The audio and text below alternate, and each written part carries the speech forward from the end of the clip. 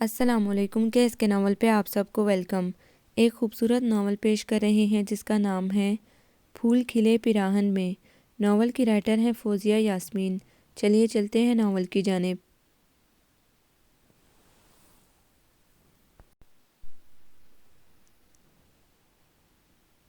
تھکے تھگے سے وہ قدم جب سیاہ اور کریم کلر کے گیٹ کے آگے رکے تو اس نے سر اٹھا کر اس گھر کی طرف دیکھا۔ بوگن ویلیا کی بیل سے ڈھکے سرخ ٹائلوں والے گھر پر شام ہو رہی تھی۔ اس نے آگے بڑھ کر کال بیل پر انگلی رکھی اور بھول گیا کہ اٹھانی بھی ہے۔ ارے یہ کون خانہ خراب کا بچہ ہے؟ خان بابا بہت گرم ہوتے ہوئے برآمد ہوئے۔ ارے یہ تم ہو جنید بچہ، کیا حال ہے؟ ٹھیک ٹھاک تو ہونا؟ میں تو سمجھا تھا پتہ نہیں کون ہے جس کو دستک دینا بھی نہیں آتا۔ بابا ابھی تو میرا اپنا کھانا کافی خراب ہے۔ جنید ان کے نان سٹاپ استقبالیے سے نپٹ کر اندر آیا تو جیسے اس کی ساری تھکن اڑ گئی۔ جنید بیٹا، جنید بھائی، یار جنید، کتنی آوازیں اس کے ارد گرد گونجنے لگیں۔ وہ ہنستے مسکراتے سب سے ملنے لگا۔ بیٹا آنے سے پہلے اطلاع تو کرتے۔ بابا کی آنکھوں میں جیسے 100 وولٹ کا بلب روشن تھا۔ بس بابا سرپرائز دینے کو دل چاہا تو ایسے ہی چلا آیا۔ وہ ماما کے ساتھ صوفے پر جا بیٹھا۔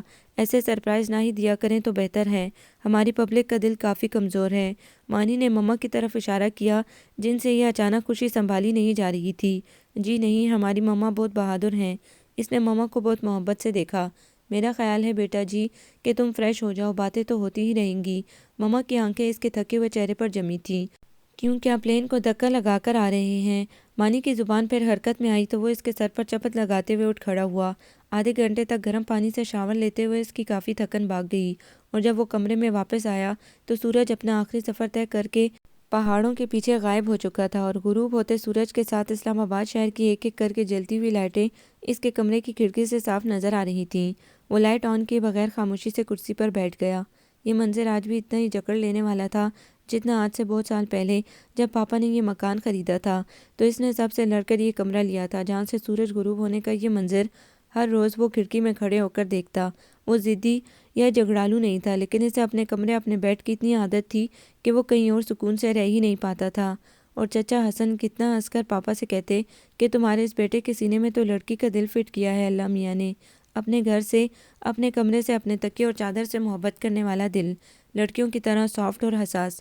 لیکن جب اسی سافٹ اور حساس دل والے نے جب میڈیکل کی ٹف پڑھائی میں 5 سال تک رگڑا کھانے کے ساتھ ساتھ اپنے گھر سے دوری کو بھی ہنس کر برداشت کیا تو اس پر ہنسنے والے بھی حیران ہو گئے۔ اور آج اس نے دور اندھیرے میں شہر کی روشنیوں میں نظر جمائے ہوئے سوچا، آج ایسا لگتا ہے کہ وہ ساری شامیں جو میں نے میں موٹی موٹی کتابوں کے پیچھے گزاری ہیں وہ شاید میری زندگی میں کبھی آئی ہی نہیں۔ میں تو یہیں رہ رہا تھا ہمیشہ سے۔ جنید نہ جانے وہ کب تک اس منزل میں کھویا رہتا اگر دروازے پر دستک نہ ہوتی۔ آ جائے مما، اس نے وہیں بیٹھے بیٹھے آواز لگائی۔ باہر آ جاؤ بیٹا، چائے پر تمہارا انتظار ہو رہا ہے۔ انہوں نے اندر آ کر لائٹ جلائی۔ مما یہ جو میرا بیڈ روم ہے اس سے بالکل ایسا نہیں لگ رہا جیسے میں 5 سالوں سے یہی رہ رہا ہوں، جیسے میں کبھی کہیں گیا ہی نہیں۔ ہاں تو لگنا بھی چاہیے، تمہارے بعد میں نے کبھی کسی کو گھسنے نہیں دیا اس بیڈ روم میں، ہر چیز اپنے ہاتھوں سے صاف کرتی تھی اور ویسے ہی رکھتی تھی جیسے تم رکھا کرتے تھے، تاکہ جب تم واپس آؤ تو بھول جاؤ کہ تم اتنے برس یہاں سے دور رہے ہو، اتنے سالوں کی تھکن تمہارے ساتھ نہ رہے۔ وہ اپنے تارڑ صاحب یہی تو کہتے ہیں نا مما کہ زندگی کی تھکاوٹیں اسی طرح لیتی ہیں، ہر سیڑھی چڑھ کر انسان سوچتا ہے کہ تھوڑا اور اوپر جائے، اوپر سے منظر بہت حسین ہوگا۔ میں جب ہاسٹل میں تھا تو سوچتا تھا کہ مجھ میں اور قتل کر کے عمر قید پانے والے شخص میں یہ قدر مشترک ضرور ہے کہ ہم دونوں اپنی ایک خواہش کو پوری کرنے کے لیے اتنے سارے سالوں کی بھیڑ دے دیتے ہیں۔ اور میرا خیال ہے کہ آپ یہ پیاری پیاری باتیں بند کر کے نیچے چائے کے لیے آ جائیں۔ مما قتل وغیرہ کے ذکر سے ہول گئی۔ چلیں جناب۔ وہ جھٹکے سے کمبل دور پھینک کر اٹھ کھڑا ہوا۔ مانی، علی تو گھر پر ہی ہوگا نا؟ چائے کے لوازمات پر ہاتھ صاف کرتے ہوئے اس نے مانی سے پوچھا۔ نہیں، وہ اپنی کمپنی کے کسی کام سے کچھ روز کے لیے کراچی گئے ہیں۔ اور وہ جو چھوٹے چچا کی طرف جانے کے لیے پر تول رہا تھا ٹھنڈا پڑ گیا۔ میرا خیال ہے چھوٹے چچا کی طرف کچھ اور لوگ بھی رہتے ہیں علی بھائی کے علاوہ جو آپ سے مل کر یقیناً بہت خوش ہوں گے۔ مانی نے اس کا ارادہ بھانپ کر طنز کیا۔ کل چلا جاؤں گا یار، اس نے ٹانگیں پھیلاتے ہوئے سستی سے کہا۔ تم سناؤ تمہارا کرکٹیریا کہاں تک پہنچا؟ ہم اپنے کرکٹیریا کو آپ کے ڈاکٹیریا کی طرح حواسوں پر سوار نہیں رکھتے، ہم اپنے شوق پر حکومت کرتے ہیں، ہمارا شوق ہم پر حکومت نہیں کرتا۔ تبھی تو آپ اپنے محکوم شوق کے ہاتھوں اکثر ہی ڈیڈی سے اپنی عزت افزائی کراتے ہیں۔ ویسے لگتا ہے آج کل کچھ جدائی چل رہی ہے۔ جنید نے کپ واپس رکھتے ہوئے اس کو چڑھایا۔ وہ کرکٹ کا بہترین کھلاڑی تھا، لیکن پاپا کے نزدیک پڑھائی کے آگے کچھ اہمیت نہیں رکھتا تھا اس کا یہ شوق۔ ہاں جی، امتحان جو سر پر کھڑے ہیں۔ ویسے بھائی، کچھ اچھی مثال سیٹ نہیں کیا آپ نے ہمارے لیے۔ شروع سے آخر تک ہر کلاس میں ڈسٹنکشن، کبھی فیل شیل ہوئے ہوتے، کبھی درمیانے قسم کے نمبر ہی لیے ہوتے، تو ہمیں یہ ہر وقت آپ کے تانے تو سننے کو نہیں ملتے۔ مانی بڑبڑایا تو وہ کپ لے کر اپنے کمرے کی طرف بڑھ گیا۔ اگلے روز اس کا ارادہ تھا ناشتے کے بعد چچا جان کی طرف جانے کا، لیکن نکلتے نکلتے اسے 12 بج ہی گئے۔ بابا، تم نے ابھی تک گلاب کے پودوں کی ٹرمنگ نہیں کی، اور یہ دیکھو، اس بیل نے بڑھ کر موتی کے پورے پودے کو جکڑ لیا ہے، اور یہ کوڑا کرکٹ، کتنی دفعہ کہا ہے چوکیدار سے کہہ کر ہٹاؤ اسے، سارے لان کا ستیہ ناش کیا ہوا ہے۔ اور یہ ارے ارے، آپ کون ہیں جی؟ بیل بجا کر کیوں نہیں آئے؟ ابھی وہ گیٹ پوری طرح پار بھی نہیں کر پایا تھا کہ دھر لیا گیا۔ اجنبی آواز، اجنبی خاتون اور اجنبی انداز، وہ گڑبڑا گیا۔ یہ امبر 1 سال میں اتنی بڑی تو نہیں ہو سکتی، اس نے سر کھجاتے ہوئے سوچا، یا کہیں میں غلط گھر میں آ گیا ہوں۔ وہ پلٹ کر نیم پلیٹ دیکھنا ہی چاہ رہا تھا کہ مالی بابا نے اسے پکڑ لیا۔ ارے جنید بابا، آپ کب آئے؟ خیریت سے تو ہیں؟ جی بابا، اللہ کا شکر ہے۔ ویسے یہ چچا جان کا ہی گھر ہے نا؟ اس نے درزیدہ نگاہ ان خاتون پر ڈالی جو ہاتھ میں کھرپی پکڑے کافی رعب دار لگ رہی تھی۔ ارے ہاں بیٹا، اور مینا بی بی یہ صاحب کے بھتیجے ہیں۔ مالی نے تعارف کروایا تو اس کے تنا ہوا چہرہ کچھ ریلیکس ہوا۔ آئی ایم سوری، میں نے آپ کو پہچانا نہیں۔ کوئی بات نہیں، آپ نے مجھے پہلے کب دیکھا تھا جو پہچان سکتی؟ ویسے اب کیا میں اندر جا سکتا ہوں؟ جنید نے سپاٹ لہجے میں اسے احساس دلایا کہ وہ اب تک راستہ روکے کھڑی تھی۔ وہ خاموشی سے ہٹ گئی تو جنید اندر بڑھ گیا۔ چھٹی کی وجہ سے ساری آبادی گھر پر ہی تھی۔ وہ شہر کے مانے ہوئے وکیل اپنے چچا حسن ہمدانی، ہنس مکھ سی چچی اور دونوں چھوٹے کزنز شازی اور امبر سے ملتا ملاتا رہا، اور علی کو جی بھر کے مس کرتا رہا۔ وہ دونوں تھے بھی بچپن سے بہت گہرے دوست، اسکول کالج میں بھی ساتھ ساتھ۔ البتہ علی کا رجحان شروع سے کمپیوٹرز کی طرف تھا، جبکہ جنید کا ڈاکٹری کی طرف۔ بھائی صاحب نیچے آ جائیں، سورج ڈوب چکا ہے۔ شازی نے ٹیرس پر پچھلے 1 گھنٹے سے کھڑے جنید کو آواز دی تو اس سے بھی فضا میں بڑھتی ہوئی ٹھنڈک کا احساس ہوا۔ جاتے دسمبر کی شامیں اب بھی کافی ٹھنڈی ہو رہی تھیں۔ امبر، 1 کپ کافی کا مل جائے گا؟ اس نے نیچے آتے ہوئے سیڑھیوں کے آخری موڑ پر بیٹھی ہوئی امبر کے سر پر ہاتھ پہ پکڑا اخبار زور سے دے مارا، اور جب اس نے سر اٹھایا تو وہ شرمندگی سے کھڑا کا کھڑا رہ گیا۔ آئی ایم سوری، میں سمجھا امبر بیٹھی ہوئی ہے۔ گو کہ آج اس کے ہاتھ میں کھرپی نہیں تھی، لیکن اس کے تیور کافی ناگواری ظاہر کر رہے تھے۔ آپ یقین کریں، میں نے یہ جان بوجھ کر نہیں کیا۔ اس نے دوبارہ معذرت کی تو اس نے سر جھٹکا۔ کوئی بات نہیں کہتی ہوئی وہ اٹھ کر اندر چلی گئی تو وہ شازی اور مانی کی طرف متوجہ ہو گیا۔ وہ بیڈمنٹن کھیل کم اور لڑ زیادہ رہے تھے۔ شازی، تمہاری چھٹیاں ختم نہیں ہوئی ابھی تک؟ وہ سائڈ پر پڑی چیئر پر جا بیٹھا۔ کیوں، آپ کو میرا گھر میں بیٹھنا برا لگ رہا ہے؟ ویسے چھٹیاں تو کب کی ختم ہو گئیں۔ اس نے مانی کو سروس کراتے ہوئے جواب دیا۔ تو تم کالج کیوں نہیں جا رہے؟ اس نے بڑے بھائی کی سیٹ سنبھالی۔ بڑے لوگوں کو بہت بڑے بڑے کام ہوتے ہیں۔ وہ بدستور مگن رہا۔ ہاں، تمہارے بڑے بڑے کاموں کا کچھ ذکر تو سنا ہے میں نے۔ یار، یہ کن چکروں میں پڑے جا رہے ہو تم لوگ؟ اس کو کرکٹ کا بخار چڑھا رہتا ہے۔ تم آج کل میوزک گروپ بنا رہے ہو، تم لوگ کوئی ڈھنگ کا کام سیریس ہو کر کیوں نہیں کرتے؟ بھائی، آپ بوڑھے ہو گئے ہیں اس لیے اتنی بوڑھی بوڑھی باتیں کر رہے ہیں۔ یہی کام تو آج کل ڈھنگ کے ہیں۔ مانی کا پوائنٹ اس کی تقریر سے مس ہو گیا تھا، سو وہ ریکٹ پھینک کر ادھر ہی چلا آیا۔ اور کیا آپ کر چکے ہیں نا ڈھنگ کا کام؟ رزلٹ نہیں آیا ابھی۔ جب رزلٹ آئے گا، عملی زندگی میں جائیں گے تو پتہ چلے گا کہ آج کل بے ڈھنگے کاموں کی مارکیٹ ویلیو کتنی اچھی ہے۔ شازی نے بھی سیٹ سنبھال لی۔ اس نے غور سے ان دونوں کو دیکھا۔ شوق کی مارکیٹ ویلیو اپ ڈاؤن ہو سکتی ہے عزیزو، تعلیم کی نہیں ہو سکتی۔ تعلیم کو تم مارکیٹ ریٹ سے نہیں پرکھ سکتے، اور جو کچھ تم کر رہے ہو یہ پڑھائی کرنے کے بعد بھی ہو سکتا ہے۔ بالکل، 25-26 سال کی عمر میں تعلیم ختم کرنے کے بعد یہ مانی کو تو پروفیشنل کرکٹ ٹیم میں ڈائریکٹ کیپٹن لے لیا جائے گا اس کی ڈگری کی بنیاد پر، اور میں اس عمر میں اپنا میوزیکل کیریئر شروع کر کے پھر اپنے بچوں کو پاپا کہتے ہیں ہی سنایا کروں گا بڑھاپے میں۔ بھائی، آج کے دور کا تقاضا ہے کہ جو کام آپ نے 10 سال بعد کرنا ہے وہ آپ آج کریں، اور ویسے بھی ہم اپنی تعلیم کو اتنا بھی نظر انداز نہیں کر رہے، کچھ نہ کچھ تو پڑھ ہی رہے ہیں، اور یہ کافی کا اکلوتا کپ کس کے لیے آ رہا ہے؟ شازی لمبی تقریر جھاڑتے جھاڑتے کریم کی طرف متوجہ ہوا جو جنید کی طرف کپ بڑھا رہا تھا۔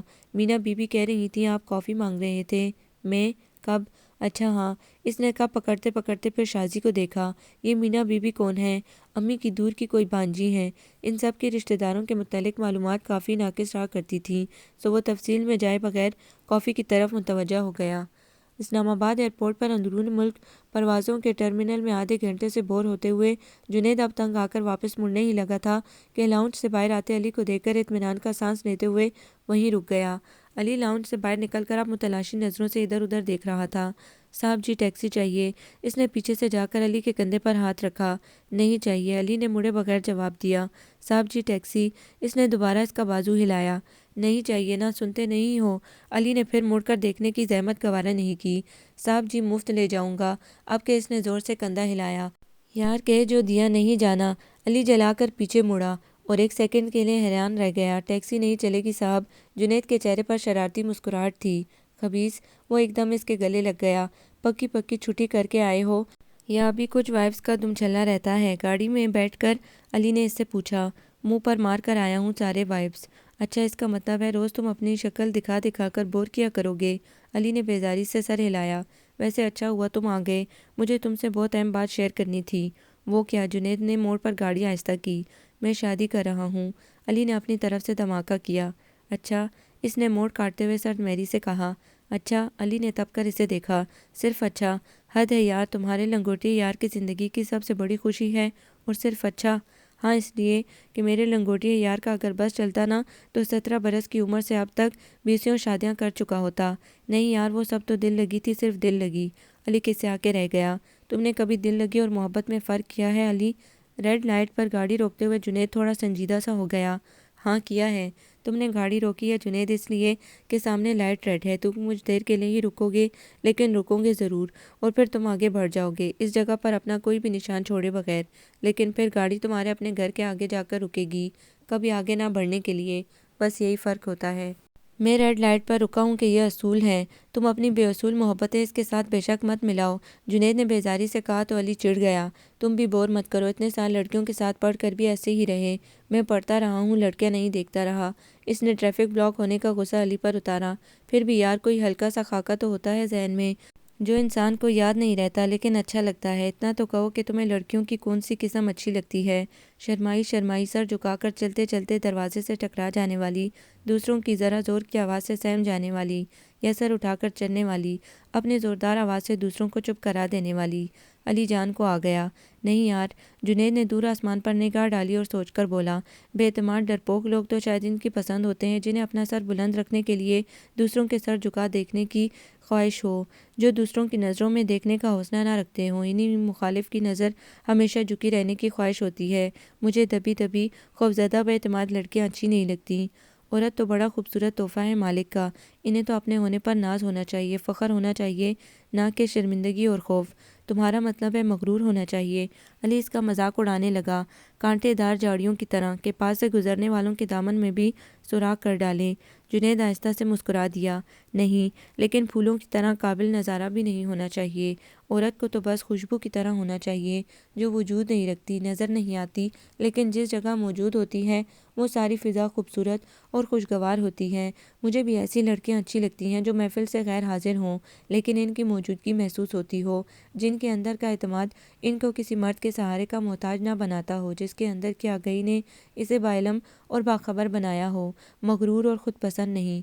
مجھے لگتا ہے تم کنوارے ہی دنیا سے جاؤ گے، علی نے سر ہلاتے ہوئے افسوس سے کہا تو اس نے مسکرا کر گاڑی بڑھا دی۔ مجھے نہیں لگتا کہ یہ معصوم اپنی منزل کو پہنچ جائے گی۔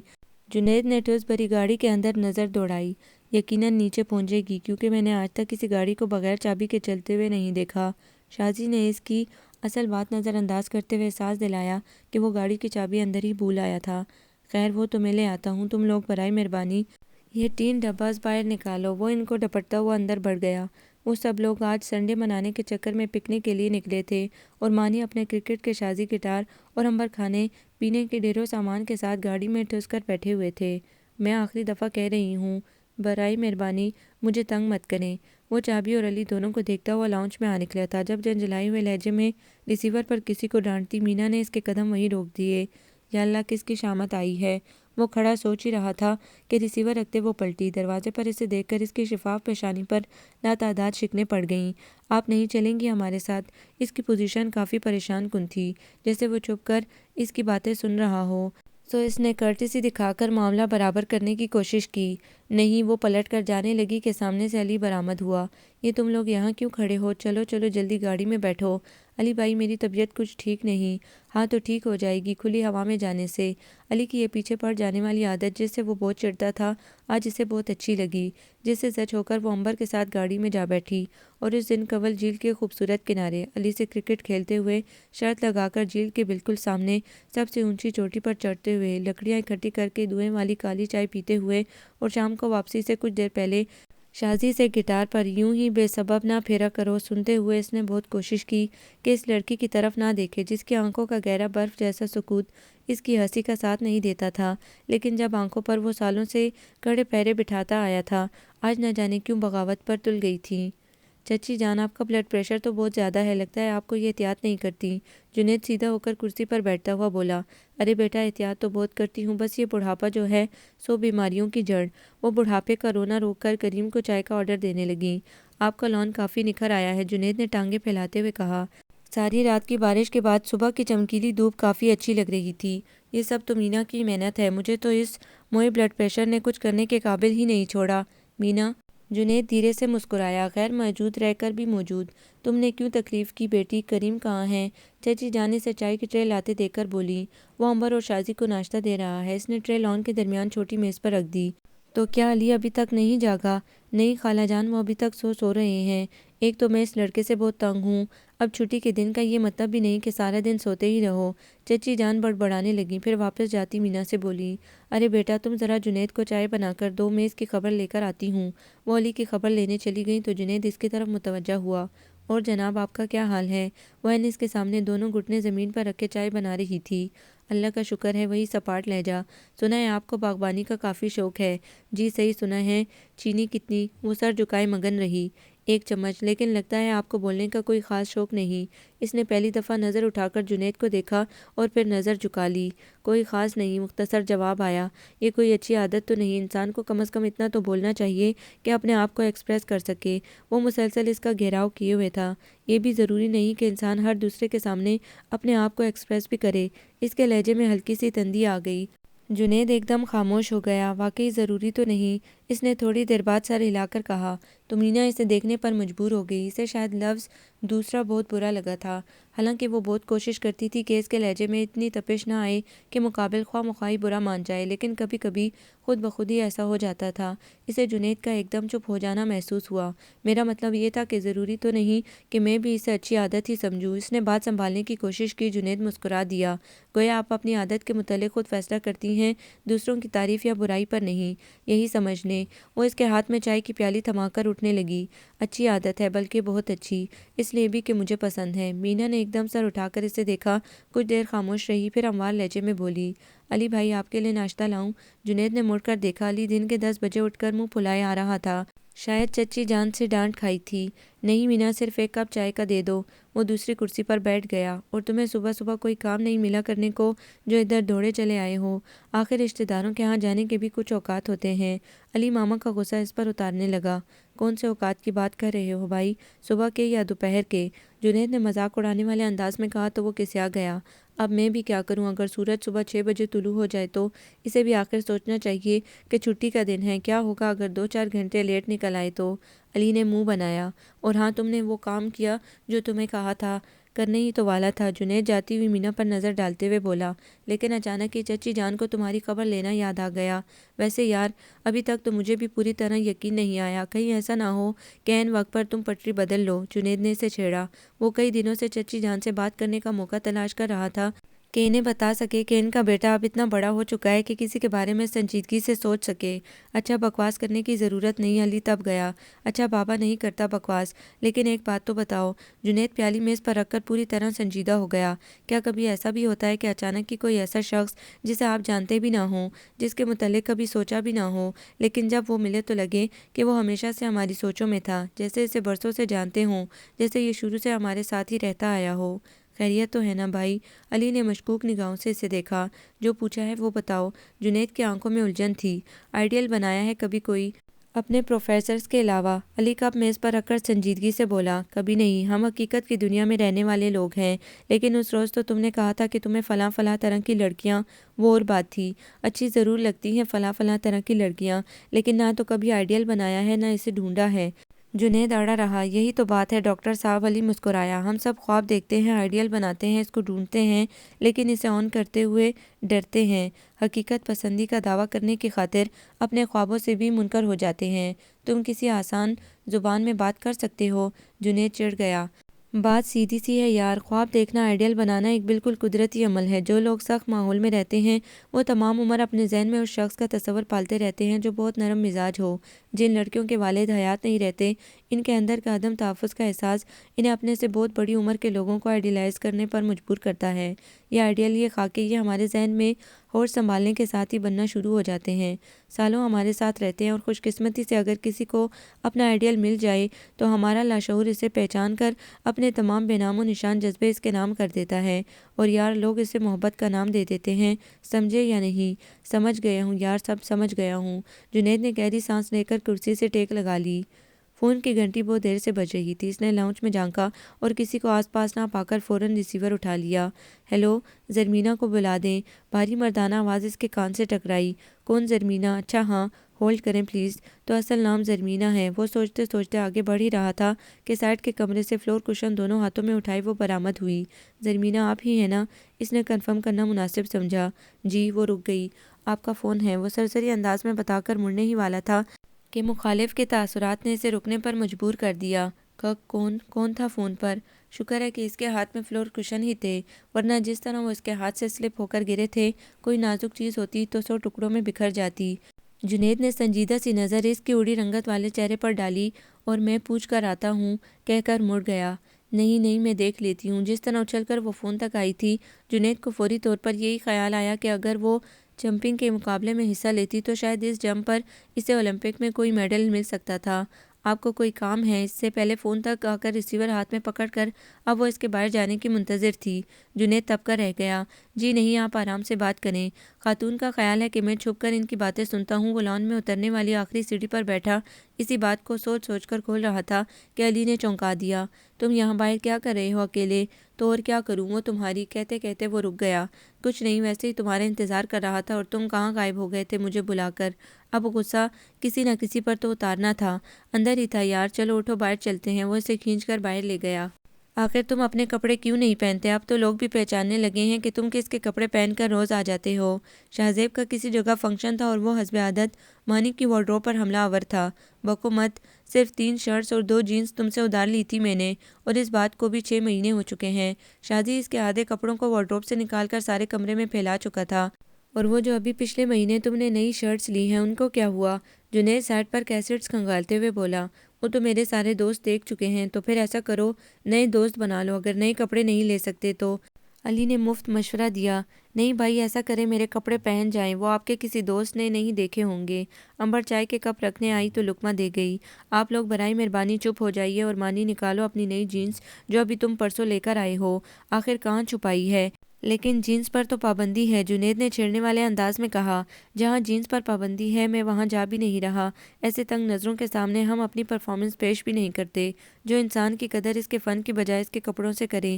شازی نہ جانے کب کی کھار کھائے بیٹھا تھا۔ اچھا، جنید اٹھ کر نزدیک چلا گیا، تم یہ لٹھے کا کلف لگا ہوا کرتا کیوں نہیں پہن لیتے؟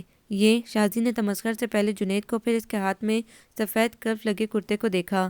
یہ پیراشوٹ پہن کر میں اسٹیج پر جاؤں گا، لوگ ٹماٹر مار مار کر اس کو ریڈ کر دیں گے، لیکن تم تو وہاں پرفارمنس پیش کرنے جا رہے ہو جہاں لوگ تمہیں تمہارے گانے کے حوالے سے دیکھیں گے، نہ کہ اس حوالے سے کہ تم نے جینز پہنی ہے یا کرتا شلوار۔ جنید کا لہجہ تیکھا ہو گیا۔ چلو بزرگوں کو پھر نصیحت کرنے کا شوق ہوا ہے۔ مانی کپڑے سمیٹتے ہوئے بڑبڑایا، بھائی آپ لوگ کیا سمجھتے ہیں جو شخص جینز جیکٹ پہنتا ہے، منہ ٹیڑھا کر کے انگلش بولتا ہے، اسے اپنے ملک سے محبت نہیں ہے؟ ساری محبت کرتا شلوار اور اجرک پہننے والے لوگ ہی کرتے ہیں۔ شازی کپڑوں کو بھول کر بحث کرنے بیٹھ گیا۔ بیٹا، جس سے محبت ہوتی ہے نا، اس سے وابستہ ہر چیز سے محبت ہوتی ہے۔ تم لوگوں کی جنریشن ملک کو بھی چند گھنٹوں کی محبوبہ کی طرح سمجھتی ہے۔ اس کی شان میں ایک گیت گایا، فنکشن کے آخر میں پاکستان زندہ باد کا نعرہ لگایا اور بس۔ حقیقت میں اس ملک کے کپڑے پہنتے ہوئے، اس ملک کی علاقائی زبانیں بولتے ہوئے، اس ملک کے ادیبوں اور دانشوروں کا حوالہ اپنی گفتگو میں دیتے ہوئے تم شرمندگی کا شکار رہتے ہو۔ جینز جیکٹ پہننے والے کی حب الوطنی پر شک کرنا ہی تنگ نظری نہیں ہے عزیزم، تنگ نظری یہ بھی ہے کہ کسی عام فنکشن میں کسی سڑک پر چلتے ہوئے اگر شلوار قمیض پہنے اچک اوڑھے ہوئے کوئی شخص تم سے پنجابی، پشتو یا سندھی لہجے میں اردو بولتے ہوئے تم سے کچھ پوچھے اور تم اسے اس شخص کے مقابلے میں آدھی اہمیت بھی نہیں دیتے جو سوٹڈ بوٹڈ ہو کر انگلش لہجے میں تم سے کوئی بات کر دے، تم شوق سے نئی دنیائیں تسخیر کرو لیکن اپنے قدم تو اپنی زمین پر رکھو۔ جنید لمبی چوڑی تقریر کر کے باہر نکل گیا۔ اب کچھ پسند فرمائیں گے یا میں اسی طرح بازار لگائے رکھوں؟ مانی نے خاموش کھڑے شازی کو جھنجھوڑا۔ مانی کیا خیال ہے نیا ٹرینڈ نہ نکالیں، شلوار قمیض پہن کر پاپ سنگنگ کرنا؟ شازی نے پرخیال انداز میں اسے دیکھا۔ خیال تو اچھا ہے، ٹرینڈ سیٹر کہلاؤ گے۔ علی اطمینان کا سانس لے کر اپنے کپڑے سمیٹنے لگا۔ بس ٹھیک ہے، پھر میں تمہارا یہ نیا کرتا شلوار لے لیتا ہوں، میرے پاس تو کوئی ڈھنگ کا سوٹ ہے ہی نہیں۔ اور مانی بس اس کو گھور کر رہ گیا۔ کھاریاں سے راولپنڈی 4 گھنٹے کی ڈرائیونگ کرنے کے بعد اس کا خیال تھا کہ اب گھر میں گھسے گا اور پڑھ کر سو رہے گا، لیکن اندھیرے میں ڈوبا ہوا گھر اس کو خوف زدہ ہونے کے ساتھ ساتھ تشویش زدہ بھی کر گیا۔ یہ دونوں گھر والے رات کے 10 بجے تو کسی صورت نہیں سو سکتے۔ ایک دفعہ بیل بجانے پر گیٹ بجانے کے بعد وہ تھوڑا پیچھے ہٹ کر چچا کے گھر کی طرف دیکھنے لگا۔ لان کے آخری سرے پر جلتا لیمپ پوسٹ گھر میں کسی کی موجودگی کی امید دلا رہا تھا۔ اس نے باہر سے ہی جھانک کر دیکھا، لان کے بیچوں بیچ میں بیٹھی وہ شاید چاندنی کا لطف لے رہی تھی۔ اسے خواہ مخواہ شرارت سوجی، گیٹ بجانے کے بجائے دیوار پھاندی اور عین اس کے پیچھے جا کر ہاؤ کیا۔ السلام علیکم، اس نے آہستہ سے گردن موڑ کر ٹھنڈے لہجے میں کہا تو وہ شرمندہ ہو گیا۔ کمال ہے آپ کی 2 آنکھیں پیچھے بھی ہوتی ہیں۔ وہ گھوم کر سامنے والی چیئر پر جا بیٹھا۔ نہیں، ایک تیسری آنکھ شعور کی بھی ہوتی ہے۔ اس کا لہجہ بہت دوستانہ تھا۔ اتنی دیر سے آپ بیل بجا رہے تھے، ایک آدھ آواز بھی دی تھی، اس طرف تو آپ کو آنا ہی تھا۔ اور ہاں، اگلی دفعہ آپ دیوار پھاند کر آئیں تو اتنی زور سے جمپ مت لگائیے گا کہ سارے محلے والوں کو پتہ چلے۔ اچھا، اس نے منہ لٹکایا، اس کا مطلب ہے میں کبھی اچھا چور نہیں بن سکتا۔ ویسے یہ گھر والے گئے کہاں ہیں؟ غالباً آپ کے والد کے کسی دوست کے بیٹے کی شادی تھی آج، سب لوگ اسلام آباد اسی فنکشن میں گئے ہیں۔ آپ کیوں نہیں گئی؟ جنید نے غور سے اسے دیکھا، نہ جانے کیوں آج وہ کچھ مختلف سی لگ رہی تھی۔ جن لوگوں سے آپ کو اپنا تعارف کروانا پڑے، ان کی دعوت میں جانے سے کیا فائدہ؟ تو اس طرح باہر بیٹھ کر کیا آپ چاند کی 14 تاریخ ہونے کا انتظار کر رہی ہیں کہ آج 14ویں کی چاندنی تو ہے نہیں جس کو اس طرح سردی میں بیٹھ کر انجوائے کیا جائے؟ لگتا ہے آپ نے 14ویں کے علاوہ کبھی چاند دیکھا نہیں، ورنہ آپ کو پتہ چلتا کہ نامکمل حسن میں کیا کشش ہوتی ہے۔ اس نے ٹکڑا توڑ جواب دیا۔ بہت خوب، اس نے دلچسپی سے اسے دیکھا۔ ویسے حیرت کی بات نہیں ہے کہ ہم دونوں اتنے دنوں سے ایک دوسرے کو دیکھ رہے ہیں لیکن ابھی تک مکمل طور پر ایک دوسرے سے متعارف نہیں ہوئے۔ اس کی بہت دیر سے ریلیکس چہرے پر ہلکا سا تناؤ آ گیا۔ آئی ایم سوری، میں نے آپ کو شاید اسی الجھن میں ڈال دیا جس سے بچ کر آپ یہاں بیٹھی ہیں۔ نہیں، وہ مسکرا دی۔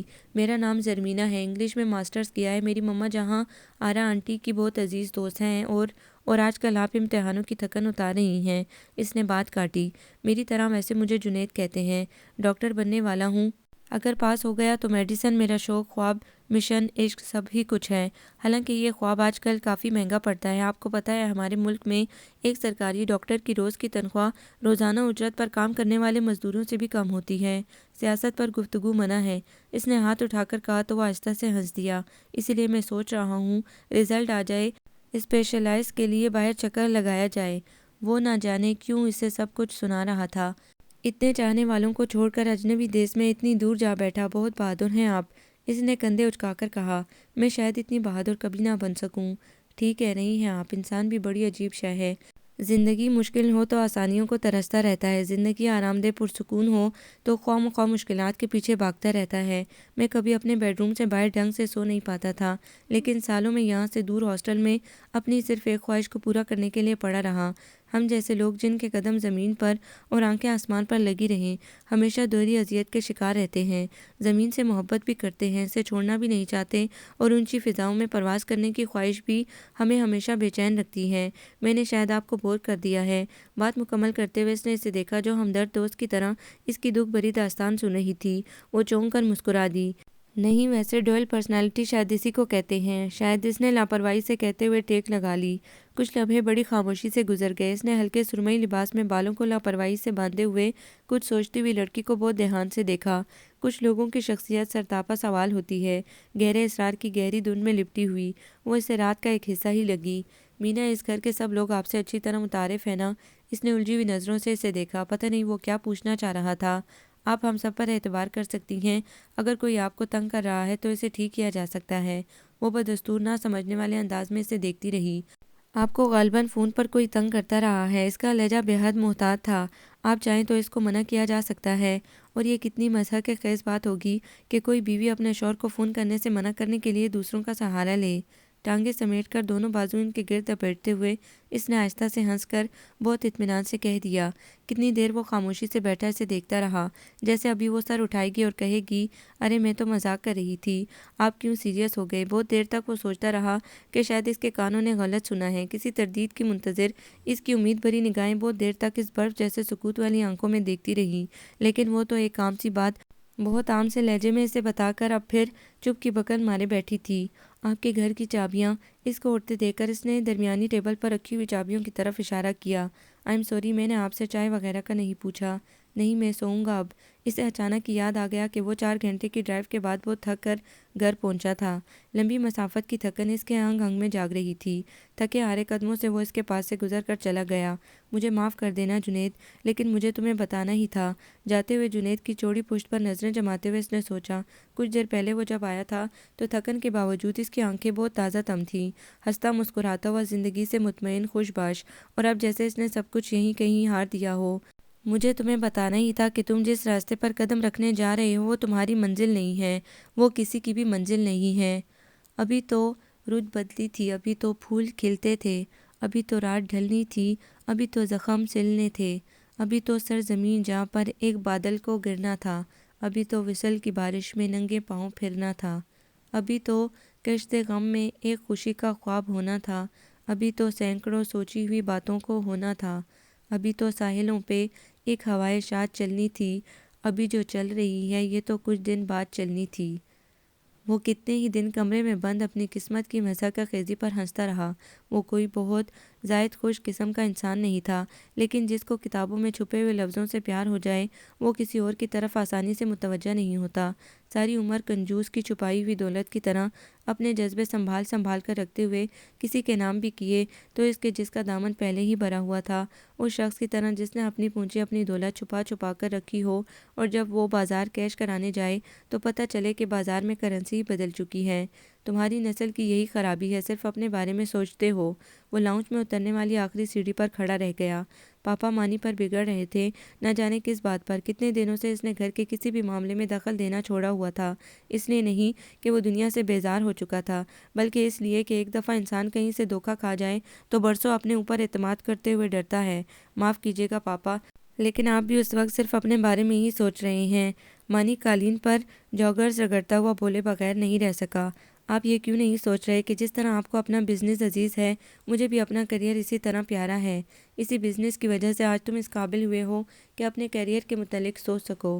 زندگی تحفظ مانگتی ہے اور تمہارا یہ کیریئر تمہیں سب کچھ دے سکتا ہے سوائے تحفظ کے۔ پاپا بول بول کر باہر جا چکے تھے۔ اس نے جاتے ہوئے پاپا کو دیکھا اور آخری سیڑھی اتر کر آگے بڑھ آیا۔ مانی بدستور منہ پھلائے جاگرز سے کارپیٹ کا بیڑا غرق کر رہا تھا۔ کیا مسئلہ ہے چھوٹس؟ اس کے برابر میں بیٹھتے ہوئے اس نے پیار سے اس کا ہاتھ ہلایا۔ میں انڈر-18 کی ٹیم میں سلیکٹ ہو گیا ہوں۔ مانی نے منہ پھلائے ہوئے ایسے کہا جیسے اپنی کسی چوری کا اعتراف کر رہا ہو۔ ارے یہ تو خوشی کی بات ہے، تم منہ لٹکائے کیوں بیٹھے ہو؟ پاپا سے ڈانٹ پڑی ہے۔ بھائی یہ میری زندگی ہے، میں اپنی زندگی کے متعلق کوئی چھوٹا سا فیصلہ کرنے کا بھی اختیار نہیں رکھ سکتا۔ مانی پھٹ پڑا۔ یہ چھوٹا سا فیصلہ نہیں ہے مانی، اس کا اثر تمہاری پوری زندگی پر پڑے گا۔ پاپا نے پوری زندگی ہمیں معاشی تحفظ دینے کے لیے بزنس کی جنگ لڑی ہے۔ اگر وہ ہماری آئندہ زندگی سیکیور دیکھنا چاہتے ہیں تو یہ کوئی غلط بات تو نہیں۔ آپ کا کیا خیال ہے کھلاڑیوں کی لائف سیکیور نہیں ہوتی؟ اور آپ کیوں نہیں پاپا کے بزنس میں ان کا ہاتھ بٹاتے؟ آپ نے تو اپنا خواب پورا کر لیا اور مجھے۔ مانی تب کر کھڑا ہو گیا۔ دیکھو، اس نے ہاتھ اٹھا کر اسے مزید تقریر سے روکا۔ میرا اور تمہارا مسئلہ ایک جیسا نہیں ہے۔ بات صرف اپنی خواہش پوری کرنے کی نہیں ہے، کچھ وقت کی ضرورت بھی ہوتی ہے۔ ہمارے گھر کو ہی نہیں ہمارے ملک کو بھی اچھے پروفیشنل لوگوں کی بہت زیادہ ضرورت ہے، اور اچھے کھلاڑیوں کی نہیں۔ اس نے بات کاٹی۔ اچھے بزنس مینوں سے زیادہ نہیں۔ گھر کا وجود اگر خطرے میں نظر آ رہا ہو نا عزیزم، تو پہلے گھر کی دیواروں کو مضبوط کرتے ہیں، دروازہ اونچا کرتے ہیں، دشمنوں سے بچاؤ کرتے ہیں، اور پھر تان کر سونے کی باری آتی ہے۔ گھر میں اگر کھانے کو کچھ نہ ہو تو ٹینس بال خریدتا ہوا آدمی تمہیں صحیح لگے گا؟ اپنے فائدے کے لیے تو سب سوچتے ہیں، کبھی اجتماعی فائدے کے لیے بھی سوچا کرو یار۔ وہ اس کا کندھا دبا کر سوچنے کے لیے چھوڑ کر باہر بڑھ گیا۔ پاپا باہر لان میں اخبار کھولے بیٹھے تھے، لیکن صاف لگ رہا تھا کہ پڑھ نہیں رہے تھے۔ سمجھایا ہے کچھ اس نالائق کو؟ جنید کو دوسری طرف بیٹھتے دیکھ کر وہ شروع ہو گئے۔ پاپا اگر آپ بات کو پرسنل نہ لیں تو میں کچھ کہوں؟ اس نے تمہید باندھی۔ پاپا نے سوالیہ نظروں سے اسے دیکھا۔ پاپا میرا میڈیکل کی طرف رجحان تھا، میں ادھر چلا گیا۔ آپ آج تک اپنے بزنس میں مصروف رہے، اس کو بھی حق ہے آخر اپنے خواب کو پورا کرنے کا۔ چلو صحیح ہے، پاپا نے سر ہلایا۔ تم اپنا خواب پورا کرو، وہ اپنا۔ میں اس سارے بزنس کو کسی ٹرسٹ کے حوالے کر دوں گا۔ پاپا وہ کتنا عرصہ کھیلے گا؟ ابھی تو جونیئر ٹیم میں ہے، قومی ٹیم میں چلا بھی گیا تو کب تک؟ زیادہ سے زیادہ 30-35 سال کی عمر تک۔ اتنے عرصے تک تو لوگ پڑھنے میں اور ملازمت ڈھونڈنے میں لگے رہتے ہیں، پھر اس کو مڑ کر بزنس کی طرف آنا ہی ہے، اور ساری زندگی اس نے یہی کرنا ہے۔ صحیح عمر سے سیکھنا شروع ہوگا تو ہی یہ سب سنبھال سکے گا نا۔ سیکھنا ہی دیر سے شروع کرے گا تو کب جا کر وہ اپنے پیروں پر کھڑا ہوگا؟ لیکن پاپا، پیسہ تو صرف جسم کی ضرورت پوری کر سکتا ہے، ایک اپنی روح کی دل کی ضرورت بھی تو ہوتی ہے، ایک اپنی ذات سے کمٹمنٹ بھی تو ہوتی ہے۔ انسان پیسہ بہت کما لیتا ہے، لیکن اس کی ذات کا وہ ادھورا پن کبھی پورا نہیں ہو پاتا۔ اور ہم دونوں جو ہیں بزنس سنبھالنے کے لیے، کر لینے دے اس کو اپنی خواہش پوری، ورنہ یہ ادھوری خواہشیں کینسر کی طرح اندر ہی اندر پکتی رہتی ہیں، گلا کر رکھ دیتی ہیں انسان کو اندر سے۔ کیا بات ہے پارٹنر، بہت سیریس ہوتے جا رہے ہو؟ پاپا نے اینک کے پیچھے سے بہت غور سے اسے دیکھا۔ اس نے مسکرا کر نظریں جھکا لیں۔ میں پہلے کب جوکر بنا رہتا ہوں پاپا۔ اچھا میں جا رہا ہوں علی کی طرف، آپ کو کوئی کام تو نہیں؟ وہ اٹھتا ہوا بولا۔ کام تو نہیں، لیکن کبھی بغیر کام کے بھی ہم بوڑھوں کے پاس بیٹھ جایا کرو۔ پاپا نے مسکرا کر شفقت سے کہا تو وہ شرمندہ ہو گیا۔ کون سے بوڑھوں کے پاس؟ اس نے دائیں بائیں دیکھا۔ اس لیے کہ آپ تو بوڑھے ہیں ہی نہیں۔ اچھا چلے لائیں دکھائیں، کیا کیا خبریں ہیں آج کل؟ وہ ان سے اخبار لے کر وہیں بیٹھ کر سیاسی تبصرے میں مصروف ہو گیا۔ یہ علی ہوتا کہاں ہے؟ 3 دن سے علی کی غیر موجودگی کا سن کر اس نے جو کیاری پر غصے سے ٹھوکر ماری تو مالی بابا نے جواباً ایسی نظروں سے گھورا کہ وہ شرمندہ ہو گیا۔ رزلٹ آ نہیں رہا تھا۔ فراغت تب ختم ہوتی جب ہاؤس جاب شروع ہوتی، اور روز پاپا کے آفس میں بیٹھ کر کچھ الٹے سیدھے فیصلے کر کے اور گھر میں غم جانا منا کر اب تنگ آ گیا ہوا تھا۔ اور علی صاحب بھی کتنے دنوں سے غائب تھے۔ اچھا علی آئے تو سیدھے میری طرف بھیج دیجیے گا۔ وہ دالان کے دوسرے سرے پر تپے ہوئے مالی بابا کو سنا کر واپس پلٹ ہی رہا تھا کہ چچی کی آواز پر رک گیا۔ تم اکیلی کیسے جاؤ گی؟ ڈرائیور کو ساتھ لے جاؤ نا۔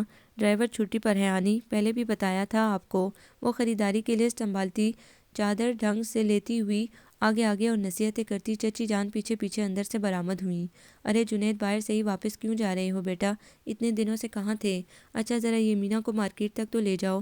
اور جنید ان کے پہلے 2 سوالوں کے جواب دیتے دیتے اس لمحے کو پچھتا کر رہ گیا جب اس نے علی کے گھر آنے کا سوچا تھا۔ مجھے کچھ کام تھا چچی جان، اور یہ خریداری ڈرائیور کے آنے پر بھی ہو سکتی ہے۔ میں نے کہا نا آنی، میں ڈرائیو کر لوں گی۔ اس کا جملہ پورا ہونے سے پہلے ہی وہ چل پڑی، اور چچی اس کے اس طرح مس بہیو کرنے پر چپ سی ہو گئی۔ لمحہ بھر میں اسے اپنی کمظرفی کا احساس ہو گیا۔ میرا خیال ہے مجھے اتنا بھی ضروری کام نہیں ہے۔ وہ اس سے پہلے گاڑی کے دروازے تک پہنچ گیا۔ میں ڈرائیو کر سکتی ہوں۔ اس کے تنے ہوئے چہرے پر خفگی نمایاں تھی۔ اس نے سہولت سے اس کے ہاتھ سے چابیاں لے لیں۔ پلیز۔ دوسری طرف کا دروازہ کھولے معذرت خواہ لہجے میں بولتا ہوا وہ اتنا شرمندہ لگ رہا تھا کہ اس نے مزید شرمندہ کرنا مناسب نہیں سمجھا، اور خاموشی سے فرنٹ سیٹ پر جا بیٹھی۔ سیدھی صاف سڑک پر چلتے ہوئے ان دونوں کے درمیان کچھ نہیں تھا سوائے خاموشی کے۔ اس نے اندازے سے ایک کیسٹ ڈیک میں لگا دی۔ تم کو دیکھا تو یہ خیال آیا، زندگی دھوپ تم گھنا سایہ۔ آج پھر دل نے ایک تمنا کی، آج پھر دل کو ہم نے سمجھایا۔ موڑ کاٹتے ہوئے اس نے کنکھیوں سے اس کے سپاٹ چہرے کو دیکھا۔ سالوں پہلے علی کی سنی ہوئی اس غزل کا مفہوم اس کی سمجھ میں آ جا رہا تھا۔ ہم جسے گنگنا نہیں سکتے، وقت نے ایسا گیت کیوں گایا؟ تم چلے جاؤ گے تو سوچیں گے، ہم نے کیا کھویا، ہم نے کیا پایا۔ تم کو دیکھا تو یہ خیال آیا، زندگی دھوپ تم گھنا۔ بیسٹ ڈے کے پاس کار پارک کرنے کے بہانے اس نے چپکے سے میوزک آف کر دیا۔ ڈپریشن کا یہ دورہ کچھ دیر اور رہتا تو وہ شرطیہ کہیں پر گاڑی دے مارتا۔ زرمینہ کے شاپنگ سینٹر میں گزرنے کے بعد وہ ساتھ ہی آڈیو شاپ پر کیسٹس الٹ پلٹ کرتا رہا۔ کچھ ہی دیر بعد وہ اسے شاپرز ہاتھ میں پکڑے آتی دکھائی دی۔ جلدی جلدی 3 کیسٹس کی پیمنٹ کرتے ہوئے اسے 2 منٹ ہی لگے ہوں گے۔ جب گلاس ڈور دھکیل کر باہر آتے آتے وہ بری طرح ٹھٹک گیا۔ گراہ چہرے پر ابھرتی ہوئی جھریوں والا وہ شخص مینا کا راستہ مکمل طور پر روک کے کھڑا تھا۔ مینا کے چہرے پر پھیلی خشونت نے اسے ایک ہی جمپ میں کئی سیڑھیاں عبور کرا دیں۔ ایکسکیوز می، کیا پرابلم ہے آپ کو؟ مینا کی طرف سے آگے آتے ہوئے وہ تھوڑا سا ان دونوں کے درمیان آ گیا۔ نہیں، کوئی نہیں، ہم میاں بیوی کا معاملہ ہے، آپ کو دخل دینے کی ضرورت نہیں۔ رکائی سے دیے گئے جواب نے اس کا دماغ کچھ لمحے کے لیے معاف کر دیا۔ وہ حیران سا بالوں سے تقریباً گنجے اس شخص کو دیکھتا رہا جو اپنی بیوی سے کم از کم بھی دگنی عمر کا تھا۔ گہرا سانس لے کر پیچھے ہٹتے ہوئے اس نے مینا کو دیکھا۔ روحانسے چہرے پر سراسیمگی کے یہ تاثرات ایسی بیوی کے تو نہیں ہو سکتے جو کافی عرصے بعد اپنے شوہر سے یوں سر راہ مل رہی ہو۔ پھر زرمینہ گھر کب تک آ رہی ہو؟ اس کا لہجہ بہت عجیب تھا، جیسے کوئی کسی کو دھمکی دے رہا ہو۔ وہ لمحہ بھر میں حواسوں میں واپس آ گیا۔ میرا خیال ہے آپ گھر کیوں نہیں چلتے؟ آرام سے بات کریں گے۔ ایڈوکیٹ حسن ہمدانی صاحب بھی اب تو گھر آ چکے ہوں گے۔ مینا کے ہاتھ سے شاپرز پکڑ کر اسے گاڑی کی چابی تھما کر وہ پھر اس کے سامنے ڈٹ گیا۔ اس کی توقع کے مطابق حسن چچا کا نام لینا سود مند ثابت ہوا۔ مینا مڑ کر گاڑی کی طرف بڑھ گئی تھی اور اس کا ادھیڑ عمر میاں کچھ جزبز سا ہو کر رہ گیا۔ نہیں، پھر صحیح، ابھی تو مجھے کام ہے۔ وہ پلٹ کر سپر مارکیٹ کے ہجوم میں گم ہو گیا۔ لو جنید میاں، رقیب میں ملا تو وہ بھی ایسا کوئی ٹکر کہیں آدمی رکھا ہوتا درمیان میں مینا بی بی مقابلہ کرتے ہوئے کچھ حوصلہ تو ہوتا۔ اس کو دور تک جاتے دیکھ کر مڑتے ہوئے اس نے بے اختیار سوچا۔ کہانی کا سرا کچھ ہاتھ میں آنے لگا تھا۔ واقعی یہ تو اس نے کبھی سوچا ہی نہیں تھا کہ اگر وہ شادی شدہ تھی تو اپنا گھر بار چھوڑ کر یہاں کیوں پڑی تھی۔ گھر آتے آتے سگنل کے اشاروں پر رکتے رکتے کئی بار اس کے ہونٹ کھلے، کئی بار اس نے کچھ پوچھنا چاہا لیکن الفاظ جیسے کہیں گم سے ہو گئے، اور ہر بار ساتھ بیٹھی مینا اندر سے سہم جاتی، نہ جانے ابھی وہ کیا کہہ ڈالے، کوئی سوال، کوئی طنز، کوئی حیرت بھرا جملہ، یہاں تک کہ گھر آ گیا۔ اس کے گاڑی باہر روکنے پر وہ اپنی طرف کا دروازہ کھول کر اتر ہی رہی تھی کہ عقب سے آتی مینا کی آواز پر دھک سی رہ گئی۔ مجھ سے کچھ مت پوچھنا جنید، میرے ضبط کا سمندر اپنی آخری حد پر ہے جو تمہارے کسی ایک جملے، کسی ایک لفظ سے چھلک سکتا ہے۔ اس نے سوچتے ہوئے ڈرتے ڈرتے گردن گھمائی۔ جی؟ جنید نے ایک نظر اس کے چہرے پر پھیلتے اضطراب کو دیکھا اور نظر جھکا لی۔ آپ کی چیزیں؟ اس نے پچھلی سیٹ پر پڑے شاپرز اس کو تھما دیے۔ وہ اطمینان کا سانس لیتی اتر گئی۔ جنید نے گاڑی بیک کی اور اس کا رخ علی کے آفس کی طرف موڑ دیا۔ کچھ ہی دیر میں وہ اس کے سامنے کھڑا تھا۔ مجھے تم سے بہت ضروری بات کرنی ہے علی۔ میرے احساس کی قندیل میں ڈھل جاتا ہے، کوئی عالم ہو میری آگ میں جل جاتا ہے۔ رات گزرے تو بچھڑے ہوئے لوگوں کا خیال، عطر غم پیرہن زیست میں مل جاتا ہے۔ دور جاؤں تو نزدیک بلاتا ہے کوئی، پاس جاؤں تو کوئی دور نکل جاتا ہے۔ تمام دن اپنے آپ کو ادھر ادھر کے کاموں میں مصروف کرتے کرتے اب پوری رات وہ رونے کے لیے بالکل فارغ تھی۔ میرا خیال ہے تم قانونی چارہ جوئی کے بغیر ہی واپس آ جاؤ تو بہتر ہے۔ اس نے آج شاکر علی کی دی گئی دھمکی کو کوئی 10ویں بار سوچا اور نفرت سے ہونٹ سکڑے۔ تم سے میری شادی بھی بس ایک قانونی چارہ جوئی ہی تو تھی شاکر علی، اس کے علاوہ تو ہمارے درمیان اور کچھ ہے بھی نہیں۔ ماما، آپ نے اچھا نہیں کیا میرے ساتھ۔ دریچے میں جھک کر دونوں ہاتھوں سے سر تھامے ہوئے اس نے برسوں پرانا شکوہ آج پھر کیا۔ یہ شکوہ تو وہ بچپن سے اپنی ماما کے ساتھ کرتی آئی تھی۔ اس وقت جب وہ سوچتی کہ آبادی سے دور یہ الگ تھلگ سا گھر لے کر ماما نے اپنی آرٹسٹک نیچر کو تو تسکین پہنچا دی لیکن اس کے بچپن کو تنہائیوں کے حوالے کر کے اچھا نہیں کیا۔ سفیدے اور پام کے درختوں میں گرا سرخ اینٹوں کا وہ چھوٹا سا گھر، لمبا سا کوریڈور، دائیں سائڈ پر 2 بیڈ روم، بائیں سائڈ پر کچن اور ڈرائنگ روم، آگے چھوٹا سا برآمدہ، اس کے آگے چھوٹا سا لان اور اس میں انار کے 2 درخت، یہی تھے اس کے بچپن کے دوست اور ساتھی۔ نہ کوئی بہن، نہ بھائی، نہ ماموں، نہ چچا۔ باپ سے اس کی واقفیت اس تصویر کی حد تک تھی جو ڈرائنگ روم میں کارنرز کے اوپر سجی تھی، اور ماما، دنیا میں اس کا واحد رشتہ، ان سے اس کی ملاقات صرف ڈائننگ ٹیبل تک محدود رہتی۔ ناشتے پر اس کو خدا حافظ کہہ کر وہ کالج چلی جاتی اور پھر واپس آ کر کتابیں پڑھتی اور اگلے دن کے لیکچر کی تیاری کرتی۔ کبھی جو اس کا دل بہت گھبراتا یا رات کو بیڈ روم میں اکیلے سوتے ہوئے ڈر لگتا تو وہ کوریڈور کے اندھیرے میں پنجوں کے بل چلتی ہوئی آہستہ آہستہ ان کے کمرے تک آتی اور دروازہ کھول کر چپکے سے جھانکتی۔ وہ عموماً اپنی ٹیبل لیمپ کی روشنی میں کچھ نہ کچھ پڑھ رہی ہوتی اور وہ مایوس ہو کر خاموشی سے پلٹ آتی۔ کھانے کی ٹیبل کے علاوہ یہ ایک منظر تھا جو ماں کے حوالے سے اس کے ذہن میں بسا ہوا تھا۔ وہ وحشت زدہ سی پھرتی، پاگلوں کی طرح محبت اور رفاقت کھوجتی پھرتی، کبھی کسی چھوٹے سے بلی کے بچے میں، کبھی طوطا کبوتر پال کر، کبھی مالی ڈرائیور کی لڑکی میں، کبھی پڑوسیوں کے گھر اور کبھی اپنی کسی اسکول فرینڈ میں، لیکن ہر دفعہ یہی ہوتا کہ بلی کا بچہ بھاگ جاتا، کبوتر اڑتا تو کوئی اسے پکڑ لیتا، ड्राइवर और माली नौकरी छोड़ जाते, स्कूल फ्रेंड रूठ जाती और पड़ोसी दूसरी जगह शिफ्ट हो जाते और आखिर में वो तन्हा रह जाती। और हर बार वो सोचती कि मम्मा ने अच्छा नहीं किया, कहीं आबादी में घर लिया होता तो कोई पड़ोसी ना सही, कोई ड्राइवर या माली तो 4 दिन टिक जाता। और फिर आहिस्ता आहिस्ता वो अपनी ज़ात की तन्हाइयों में खुद ही गुम होने लगी। इसने कभी आम बच्चों की तरह अपनी माँ को शरारतों से जज नहीं किया, कभी जिद करके नहीं सताया, लाड करने का तो कभी मौका मिला नहीं, सताने का कहाँ से मिलता। फिर इसकी दोस्ती किताबों से हो गई। वो खूब दिल लगाकर पढ़ती, स्कूल में हमेशा फर्स्ट आती। कि इस कामयाबी की खबर सुनकर मम्मा की बुझी हुई आंखों में जो सितारे चमकते वो इसको बहुत अच्छे लगते थे। अपने सारे छोटे बड़े मसाइल खुद ही निपटाते निपटाते बिला आखिर इसे खुद पर इन्हिसार करने की आदत सी हो गई। हाँ, कभी कभी छुट्टियों में या वैसे जब भी मम्मा को फुर्सत होती तो वो इसकी बातें सुनती भी थी, इसके मामलात में दिलचस्पी भी लेती हैं। और गिनती के इन दिनों को अपने दिल में इकट्ठा करते करते वो बड़ी हो गई। बड़े होने पर मम्मा से इसके शिकवे भी बड़े और मैच्योर हो गए। सो कभी वो सोचती कि अगर मम्मा पापा पसंद की शादी ना करते तो कम अज़ कम इस जुर्म की सज़ा में पापा अपने ख़ानदान से इस तरह अलग तो ना हो जाते। कोई तो इसके ददियाल में से इसके पास होता, कोई कज़न, कोई रिश्तेदार के ननियाल में तो इसके बस नाना ही थे जो इसके बचपन में ही वफात पा गए थे, या बचपन में पापा की डेथ के बाद मम्मा इसकी खातिर ही दूसरी शादी कर लेती तो मोहब्बत करने के लिए ना सही, लड़ने और हसद करने के लिए ही इसका कोई सौतेला बहन भाई होता। तन्हाई और खामोशी के जिस जंगल में वो दोनों माँ बेटियां रहती थीं, वहाँ किसी नज़रें चुराती, सर झुकाए हुए और मिनमिनाते लहजे वाली औरत का गुजारा नहीं हो सकता था। मर्द के सहारे से बेनियाज इस दुनिया में जीने के लिए खुदा की ज़ात पर भरोसा होने के साथ खुद पर एतमाद और आईनी इंसाफ का होना बहुत ज़रूरी था। सो मम्मा की तरह का एक हिसार इसने भी अपने चारों जानिब खींच लिया। उजाड़ लॉन, सर्द बरामदे और बेकैफ दिनों पर मुश्तमिल इसका तन्हा बचपन तो बीत ही गया, लेकिन फिर जैसे यकदम चारों जानिब से इसके रिश्तेदार ऐसे निकलने लगे जैसे मौसम बदलने पर ज़मीन के अंदर की मखलूक बाहर निकलती है। ताया, चचा वगैरह के नामों से मंसूब इन रिश्तों को देखकर बचपन से इकट्ठा होता हुआ इसका गुस्सा एहतजाज की सूरत में बाहर निकलने से पहले ही मम्मा के खामोश चेहरे को देखकर अंदर ही अंदर दम तोड़ देता। बहन जी, मेरा बेटा इंजीनियर है, माशाअल्लाह लाखों में एक है। अगर आप चाहें तो ये टूटे हुए रिश्ते फिर से जुड़ सकते हैं। ये जुमला थोड़े से रद्दबदल के साथ हर उस माँ या बाप की ज़ुबान पर होता जो किसी न किसी रिश्ते के हवाले से इसके घर आते। इस दिन मौसम बहुत ख़राब था, न जाने कहाँ कहाँ से बादल आकर इकट्ठे हो रहे थे। वो मम्मा की तरफ से बहुत फिक्रमंद थी, जो गुज़िश्ता कई दिनों से बीमार थी और कोई एहतियात नहीं कर रही थी। रात को सारे घर की लाइट्स दरवाजे चेक करके इसने इनके कमरे में झांका।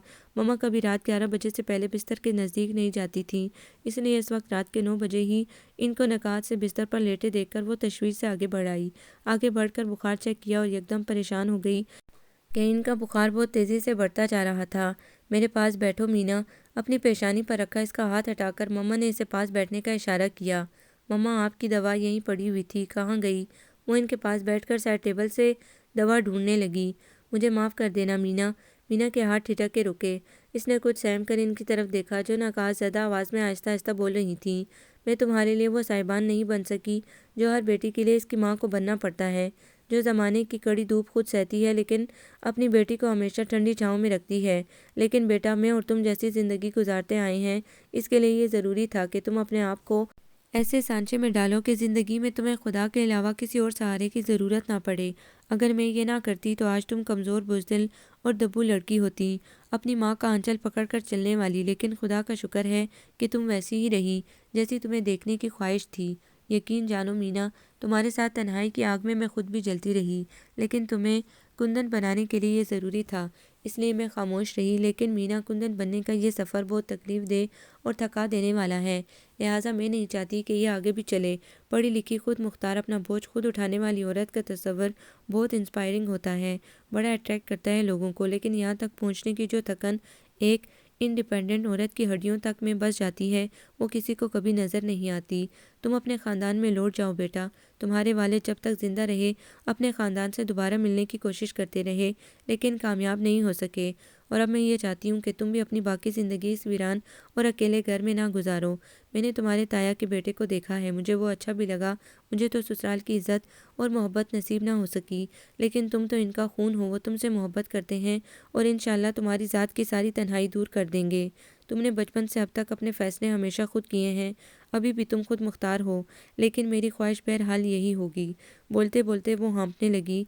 टेम्परेचर लेते, दवाई पिलाते, तकिया ठीक करके इसने कई बार इन्हें बोलने से रोकना चाहा, لیکن مما نے ہاتھ کے اشارے سے اسے روک دیا۔ ساری رات اس کا ہاتھ مما کے ہاتھ میں رہا۔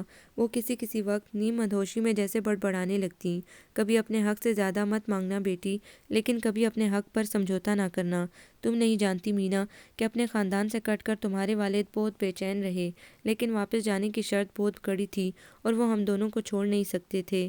ساری رات بادلوں نے شور مچائے رکھا جیسے سارے سال کے آج ہی برس جائیں گے۔ صبح کے وقت کہیں جا کر سکون ہوا، اور تب اس کی تمام تر محبتوں کا وہ اکلوتا محور بھی آسمان کو پرواز کر گیا۔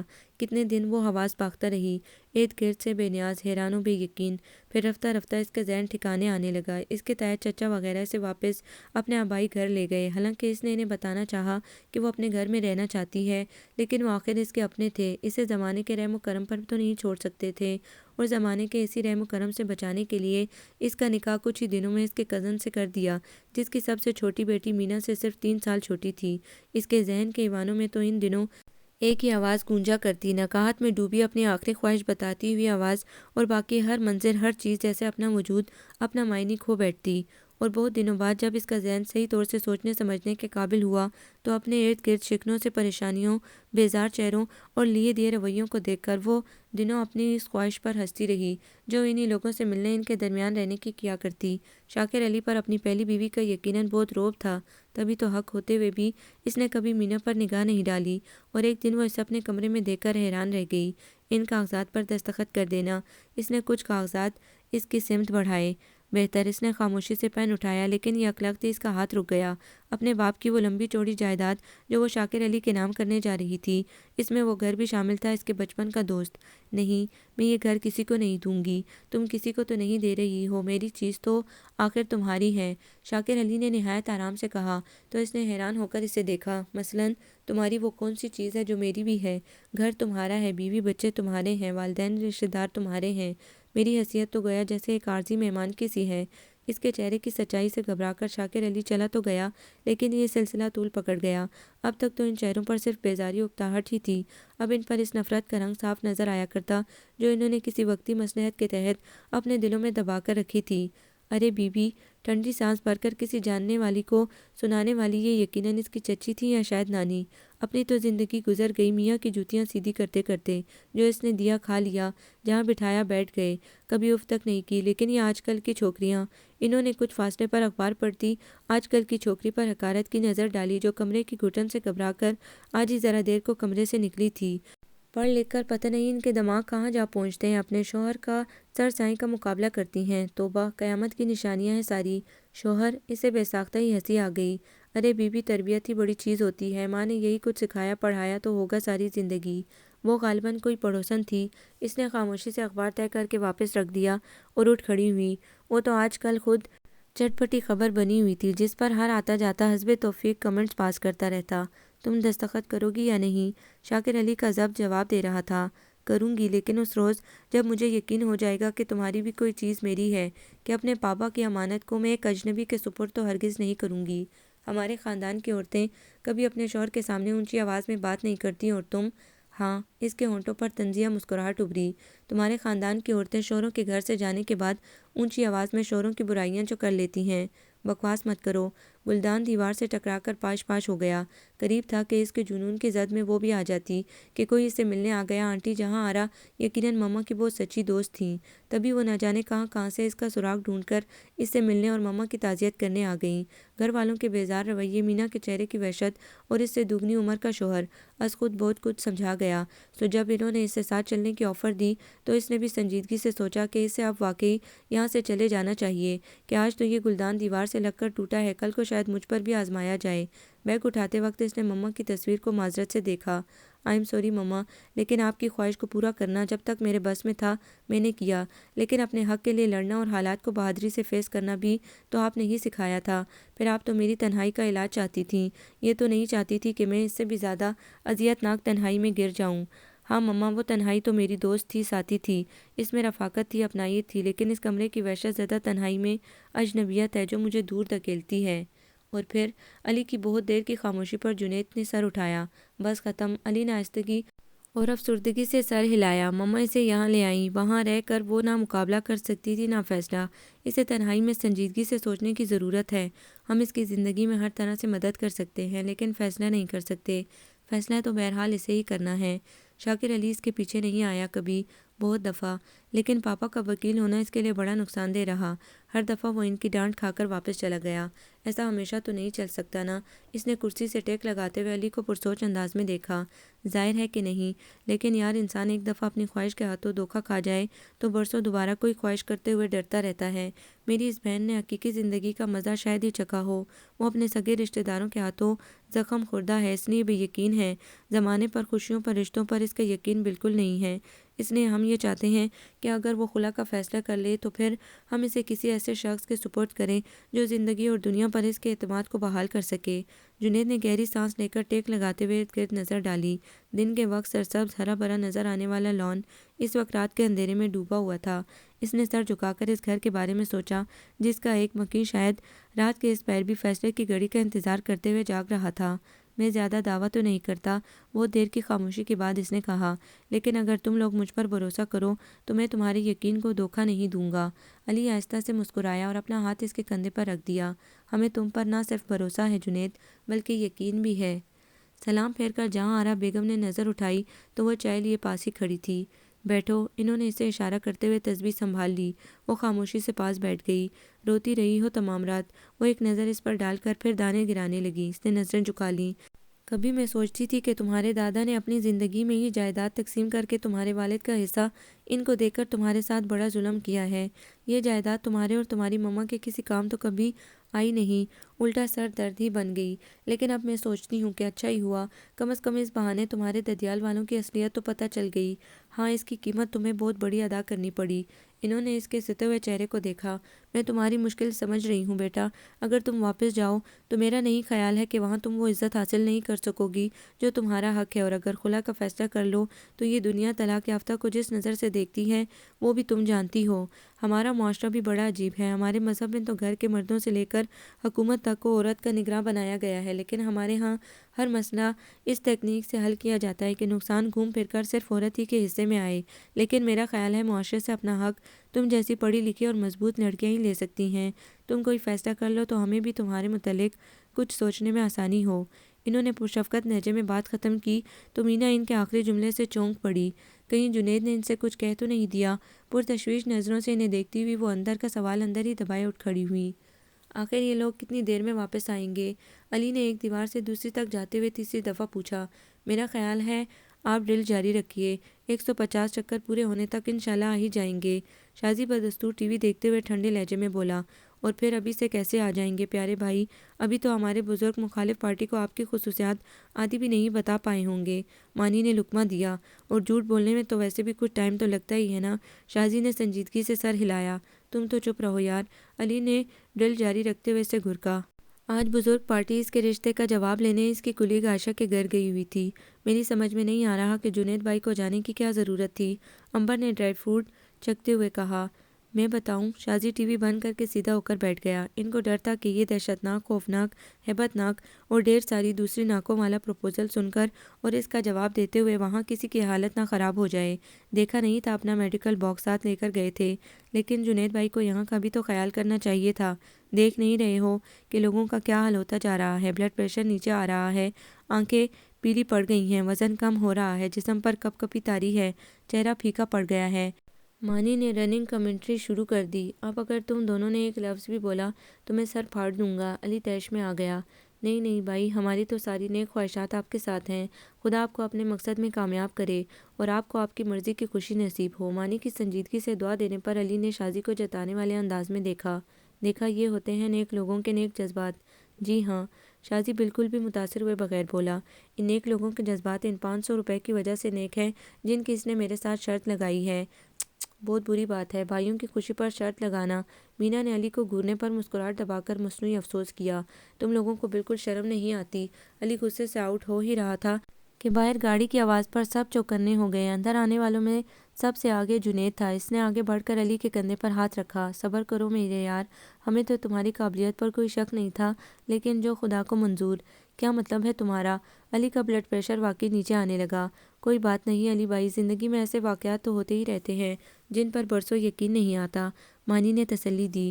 اور بڑے لوگوں کے ساتھ تو یہ چھوٹی چھوٹی باتیں ہوا ہی کرتی ہیں۔ شازی نے بھی عشق جوئی میں حصہ لیا۔ دیکھ لو علی، تمہاری قسمت اتنی اچھی ہو تو کوئی کیا کر سکتا ہے۔ بزرگ پارٹی ہنستے مسکراتے داخل ہوئی۔ اور یہ تم سب منہ لٹکائے کیوں کھڑے ہو؟ بھئی خوشی کا موقع ہے، کوئی گانے وانے گاؤ۔ جنید کی ماما نے آخری جملہ گرکنے کے اسٹائل میں کہا۔ ہائے میرے 500 روپے! شازی دل پر ہاتھ رکھ کر دڑام سے صوفے پر گر پڑا اور علی صوفے پر بیٹھ کر شرمانے میں مصروف ہو گیا۔ سب نے مبارکباد کا شور مچا دیا۔ ایک ایک دن انتظار میں گزارتے گزارتے بالآخر اس کا رزلٹ بھی آ ہی گیا اور اس وقت اس کی فرسٹ ڈویژن کی خوشی میں سب لاؤنج میں جمع اس کی کامیابی کو پکوڑے کھا کر سیلیبریٹ کر رہے تھے۔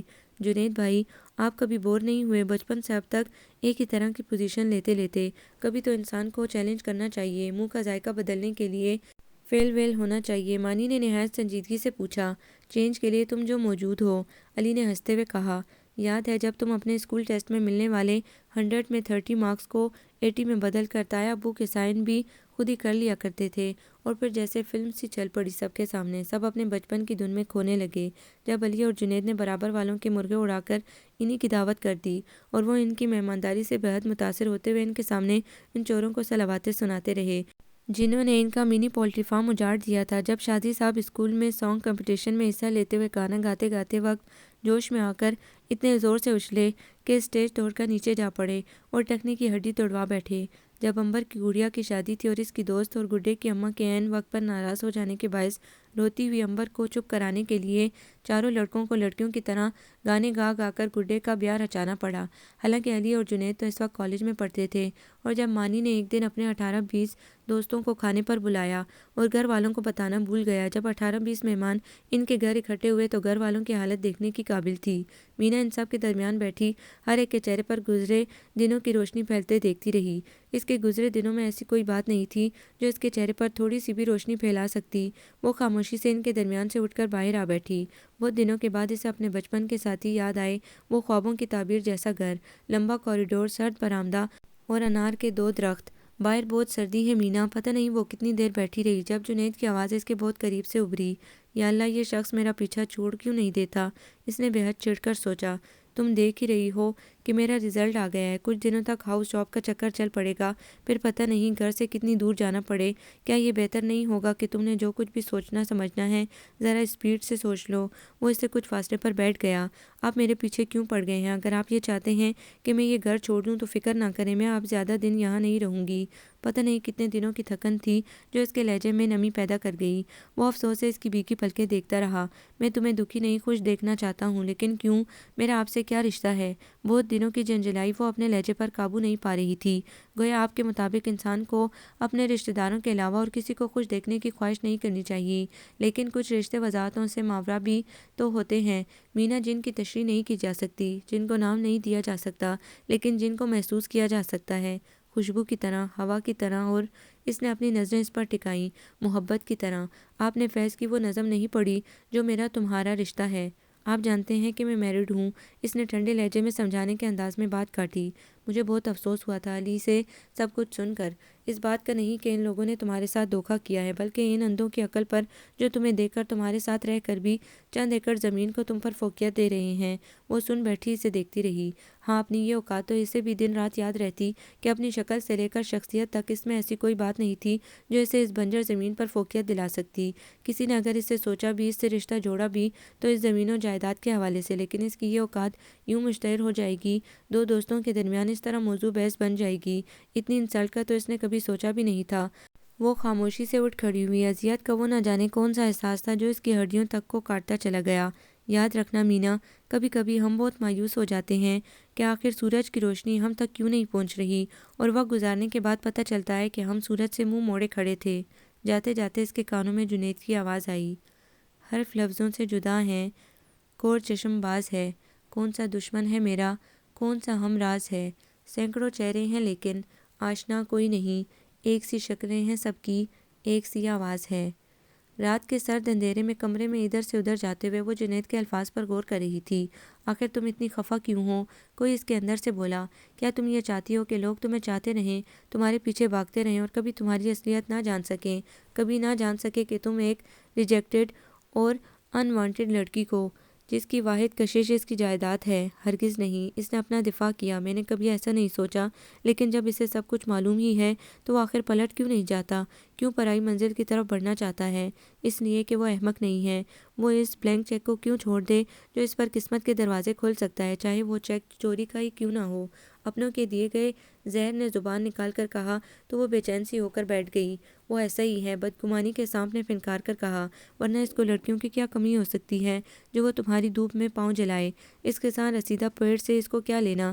اور رات کے گپ اندھیرے میں بے اعتماد بے یقین زرمینہ کا رہا سہا یقین بھی اٹھ گیا۔ اگر ایسا ہے جنید احمد، اس نے اندھیرے میں دیکھتے ہوئے سوچا، تو میں دولت کے نام کی ان کائی زدہ دیواروں کو ڈھا دوں گی جن سے میری اصل شخصیت نظر ہی نہیں آتی۔ میں اپنے حوالے سے زندہ رہوں گی، اپنی جائیداد کے حوالے سے نہیں، اور پھر دیکھوں گی کہ سورج کی کتنی روشنی مجھ تک پہنچتی ہے۔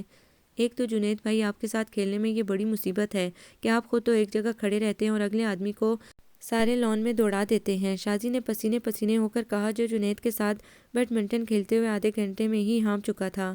شرم کرو یار، جوان آدمی ہو۔ جنید نے غیرت دلائی، جناب میں اتنی دیر سے اسی شرم کے سہارے تو کھیل رہا ہوں، ورنہ تو کبھی کا گر گیا ہوتا۔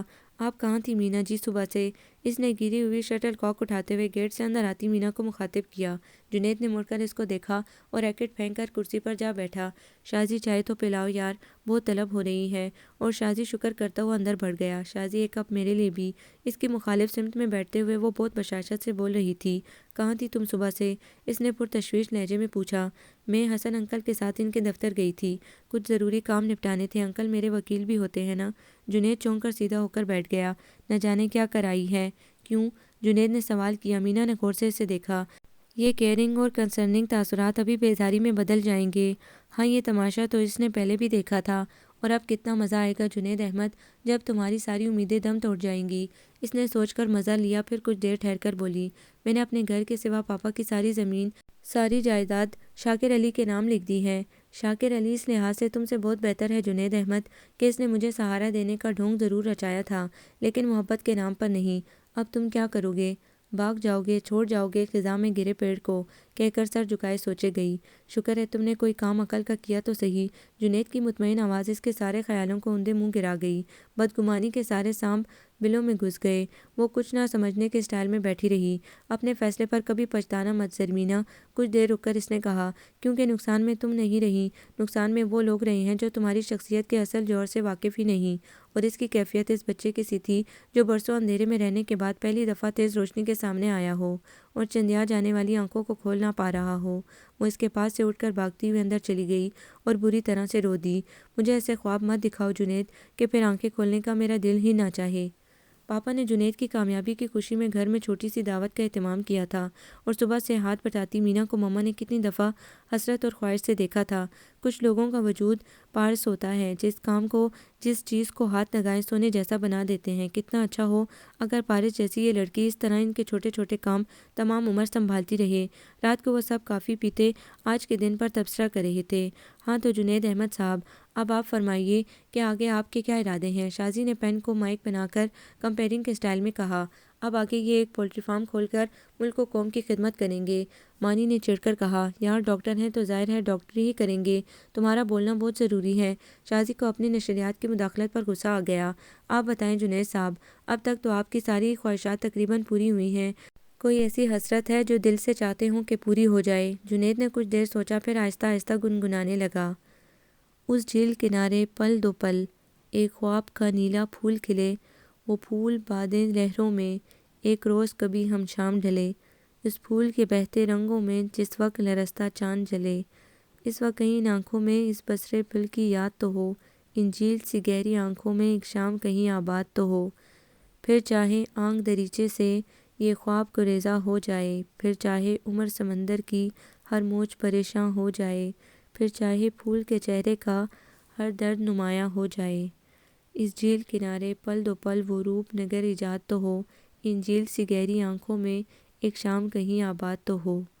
ارادے تو نیک ہے نا بھائی؟ مانی نے اس کی کھوئی کھوئی شکل کے آگے ہاتھ ہلایا۔ اس کے کیا ارادے ہونے ہیں؟ یہ تو شادی کے روز بھی قاضی صاحب کی نبض پکڑ لے گا کہ ذرا منہ کھول کر لمبے لمبے سانس تو لیں۔ علی نے کنکیوں سے مینا کو دیکھتے ہوئے بات سنبھالی، جو لاؤنج میں بیٹھے ان لوگوں کو کافی سرو کرتے کرتے یکدم خوفزدہ سی ہو گئی تھی۔ دیکھیں مینا جی، یہ ڈریس اچھا نہیں علی بھائی کی شادی کے لیے۔ علی کی شادی ابھی مہینوں دور تھی اور امبر روزانہ نیا میگزین کھول کر ڈریس ڈیزائن ڈھونڈ رہی ہوتی۔ یہ مینا نے حیران پریشان ہو کر اس نہایت ٹوٹ پٹانگ ڈریس کو دیکھا۔ کیوں اچھا نہیں ہے؟ امبر کے چہرے پر معصومیت تھی۔ بہت اچھا ہے چندا، بس اس کو پہن کر مما سے ذرا فاصلے پر رہنا۔ انہوں نے دیکھ لیا تو تمہیں اسکول یونیفارم پہنا کر بارات کے ساتھ بھیج دیں گی۔ مینا نے بہت پیار سے اس کا گال چھوا۔ امبر، تمہیں تائی اماں بلا رہی ہیں۔ علی ایک دم اندر آتا ہوا امبر کو چلتا کر کے متفکر انداز میں اس کے سامنے بیٹھ گیا۔ مجھے تم سے کچھ ضروری بات کرنی ہے۔ امبر کے پھیلائے ہوئے میگزینز سنبھالتے سنبھالتے اس نے چونک کر علی کو دیکھا۔ آج شاکر علی میرے دفتر آیا تھا۔ وہ سانس روکے اسے دیکھتی رہی۔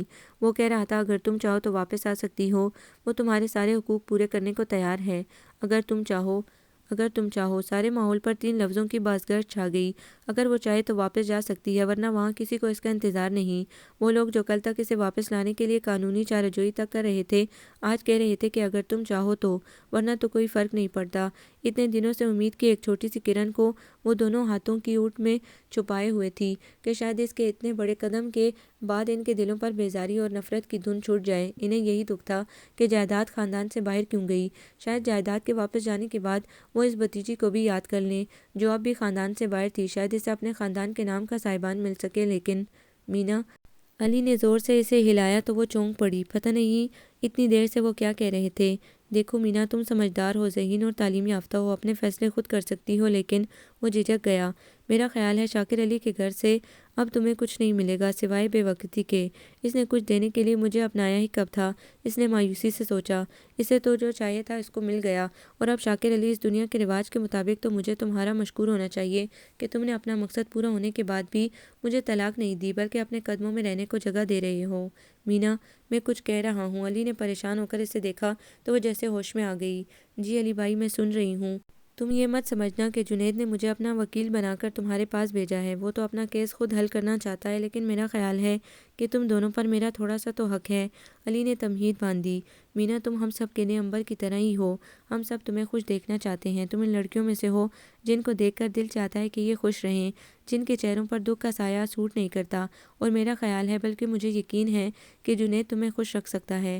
اگر میں یہ کہوں کہ وہ بہت قابل ہے، محنتی اور ذہین ہے، گڈ لکنگ ہے، تو یہ بات تو سب جانتے ہیں، لیکن میں اسے چونکہ سب کے مقابلے میں کچھ زیادہ جانتا ہوں، اس لیے میں یہ کہوں گا کہ وہ بہت متوازن شخصیت کا مالک ہے۔ اسے ہمیشہ یہ بات یاد رہی کہ وہ فیملی میں سب سے بڑا ہے، اس لیے اسے ایسا ہونا چاہیے کہ باقی اسے فالو کر سکے۔ اس نے وقت سے پہلے اور ضرورت سے زیادہ نہ کبھی کچھ سوچا، نہ اس کی خواہش کی۔ میں اس کے سب سے نزدیک ہوں، اور مجھے نہیں یاد کہ اس نے کبھی کسی لڑکی کا قصہ مزے لے کر مجھ سے بیان کیا ہو۔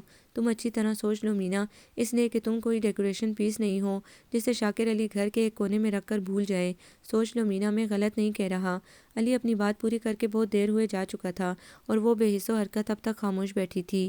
یہ علی بھائی بھی عجیب ہیں۔ امبر بڑبڑاتی ہوئی آ گئی۔ اب دیکھیں نا، تائی اماں نے تو مجھے نہیں بلایا تھا، خواہ مخواہ دوڑ لگوا دی۔ ارے آپ کو کیا ہوا مینا جی؟ مینا نے خاموشی سے اسے دیکھا اور اٹھ کھڑی ہوئی۔ کچھ نہیں امبر، میں اپنے کمرے میں ہوں، اگر کوئی کام ہو تو بتا دینا۔ کمرے میں آ کر وہ بستر پر گر گئی۔ تکیے سے بڑی سہیلی شاید لڑکیوں کی کوئی نہیں ہوا کرتی۔ اسی پر سر رکھ کر حسین خوابوں کا آسمان در آسمان سفر بھی کر ڈالتی ہیں، اور آنکھ کھلنے پر زمین پر گرنے کے بعد اسی سے لپٹ کر رو بھی لیتی ہیں۔ سو اس نے بھی اسی رازدار کو آنسوں کا راز دیتے ہوئے سوچا، کیا چاہا تھا میں نے؟ یہی نہ کہ مجھے اپنا نام مل سکے۔ کیا آسمان مانگا تھا تجھ سے مالک؟ اور اب تم میرے کون سے حقوق پورے کرو گے شاکر علی؟ اس وقت جب تمہیں مجھ سے کچھ ملنے کی امید تھی، تب بھی حقوق کے نام پر مجھے گھر کا وہ سب سے آخری کمرہ ملا تھا جو میرے آنے سے پہلے اسٹور روم کے طور پر استعمال ہوتا تھا، جس میں موجود 2 پلنگوں میں سے ایک پر میں خود ہوتی اور دوسرے پر سارے گھر کا کاٹ کباڑ۔ اب تم کیا مجھے سرونٹ کوارٹر دو گے؟ اسے شدت سے وہ گھر یاد آنے لگا، وہ اس کا بچپن کا دوست۔ ہاں، وہ وہاں جائے گی جس کے ڈرائنگ روم میں پاپا کی تصویر کے ساتھ اب مما کی تصویر کا بھی اضافہ ہو گیا تھا۔ تمہارا مجھ سے صرف نام ہی کا تو رشتہ ہے شاکر علی، اور جب میں بغیر تمہارے سہارے بھی زندہ رہ سکتی ہوں تو تمہارے نام کا عذاب سہنے تمہارے گھر کیوں جاؤں؟ میں اپنے گھر جاؤں گی اور اپنے نام کے ساتھ زندہ رہوں گی۔ اور جنید، ذہن کا کوئی کونا چمکا۔ نہیں علی بھائی، آپ غلط نہیں کہتے۔ بلا شبہ آپ کا دوست ویسا ہی ہے جیسا آپ نے کہا، روشن ارادوں اور صاف نیت والا، ہر طرح سے مکمل۔ اور یہی تو بات ہے علی بھائی کہ وہ اس قابل ہے کہ کسی چھاؤن جیسی لڑکی کا اعزاز بن سکے، تو پھر میں اسے اپنی دھوپ میں کیوں جلنے دوں؟ اس سمندر جیسے شخص کے مقدر میں بے آب و گیا جزیرہ کیوں لکھوں؟ وہ سوچتی رہی اور تکیہ گیلا کرتی رہی۔ میرا درد نغمہ بے صدا، میری ذات ذرہ بے نشاں، میرے درد کو جو زباں ہے، مجھے اپنا نام و نشاں ملے، میرے ساتھ کا جو نشاں ملے، مجھے راز نظم جہاں ملے، مجھے کائنات کی سروری، مجھے دولت دو جہاں ملے۔ آخر تم نے فیصلہ کر لیا؟ جہاں آرا بیگم نے اس سکوت کو توڑا جو اس وقت ڈائننگ ٹیبل پر چھایا ہوا تھا۔ مینا پچھلے 15 منٹ سے اپنے سامنے پڑی چائے کی پیالی کو گھورے جا رہی تھی، جیسے اس میں گور گور کر سوراخ کر دے گی۔ گھر کے دیگر لوگ اسکول، کالج اور آفس جا چکے تھے جب اس نے جہاں آرا آنٹی سے اپنی خلا لینے کی بات کی۔ اچھا کیا بیٹا، دکھوں کی کھیتی کتنی ہری بھری کیوں نہ ہو، کاٹنی تو پڑتی ہے، صبر سے، برداشت اور حوصلے سے۔ ایک ایک پودا جڑ سے نہ اکھاڑیں تو خوشیوں کے پودے کو جگہ نہیں ملتی پنپنے کے لیے، اور مصیبتوں کی یہ چٹانیں اس وقت تک ہی بلند اور ناقابل تسخیر لگتی ہیں جب ایک دن کو توڑنے کا فیصلہ نہ کر لیں۔ ایک دفعہ ہاتھ میں تیشہ تھام لو تو پھر یہ بھربھری مٹی کی طرح ریت کا ڈھیر ہوتی ہے۔ اچھا کیا جو تم نے انہیں توڑنے کا فیصلہ کر لیا۔ جہاں آرا بیگم نے اس کے سر پر ہاتھ رکھتے ہوئے بڑی محبت سے اس کو دیکھا۔ شاکر علی بڑا بدقسمت تھا، اسے معلوم ہی نہیں کہ اس نے کتنا نقصان کا سودا کیا ہے۔ وہ نم آنکھوں سے انہیں دیکھتی رہی۔ یہ حوصلہ، یہ غیر مشروط سپورٹ اگر ہر قدم پر اس کے ساتھ نہ ہوتی تو نہ جانے آج اس کی تقدیر اس کے ساتھ کیا کرتی۔ اس گھر کو چھوڑتے وقت اسے بہت دکھ ہوگا کہ اسی گھر نے رشتوں پر، محبتوں پر، خلوص پر اس کے ختم ہوتے ہوئے یقین کو زندہ رکھا تھا۔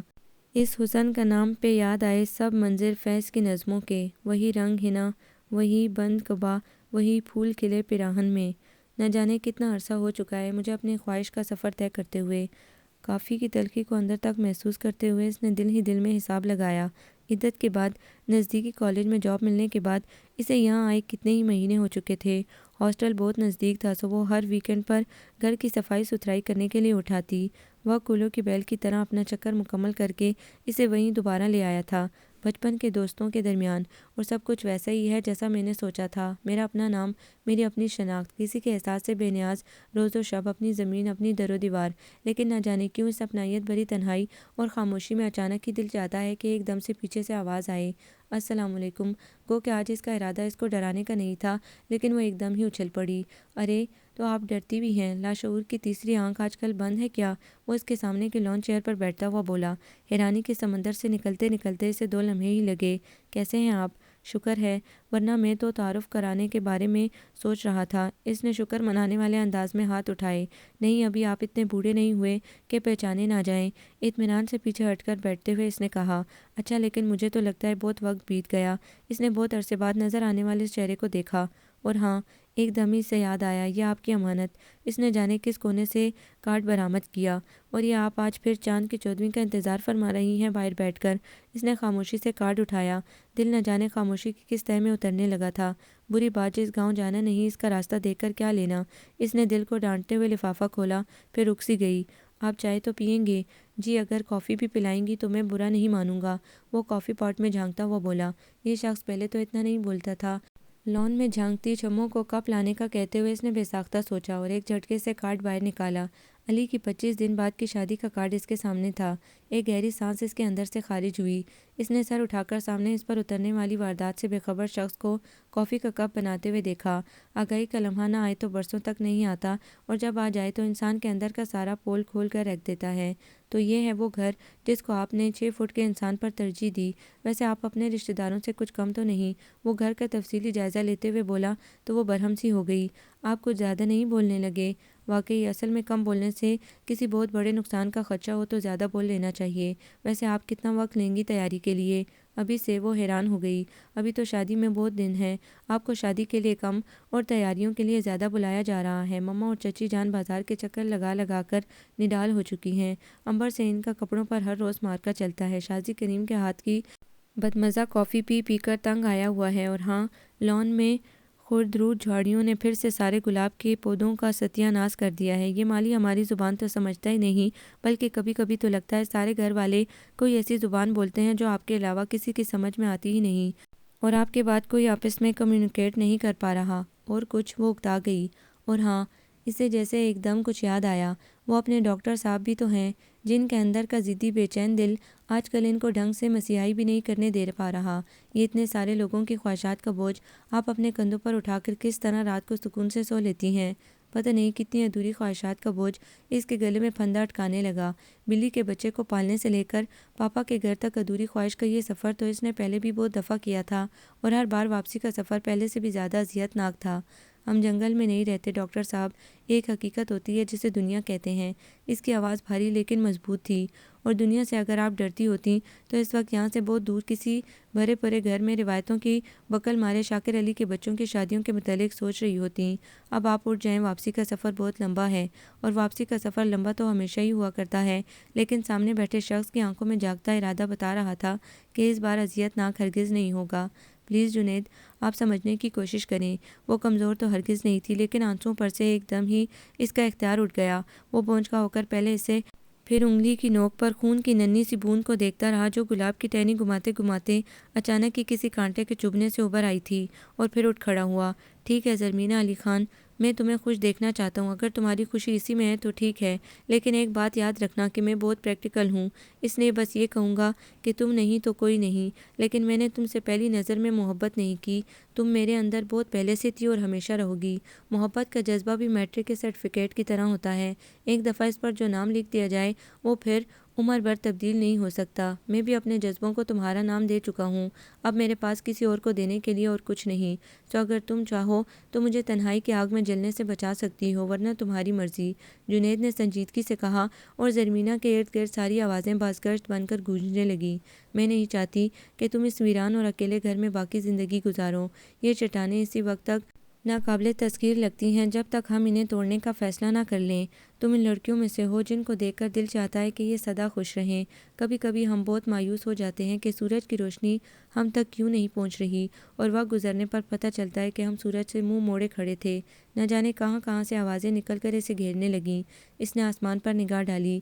لگتا ہے مما آپ کی دعا قبول ہو گئی، مجھے تنہائی سے بچانے کی دعا۔ اور پھر مایوس کھڑے جنید کو دیکھا۔ یاد رکھنا جنید، میں کبھی اپنے حق سے زیادہ نہیں مانگوں گی، لیکن کبھی اپنے حق پر سمجھوتا نہیں کروں گی۔ اور اندر بڑھ گئی۔ جنید نے مسکراتے ہوئے ہلکے پھلکے ہو کر ارد گرد دیکھا، جہاں صاف ستھرے لان پر ان دنوں بہار کی آمد تھی۔ آپ کو یہ ناول کیسا لگا؟ کمنٹس میں اپنی رائے ضرور دیں۔ ہمارے چینل کو لائک کریں، سبسکرائب کریں، شیئر کریں۔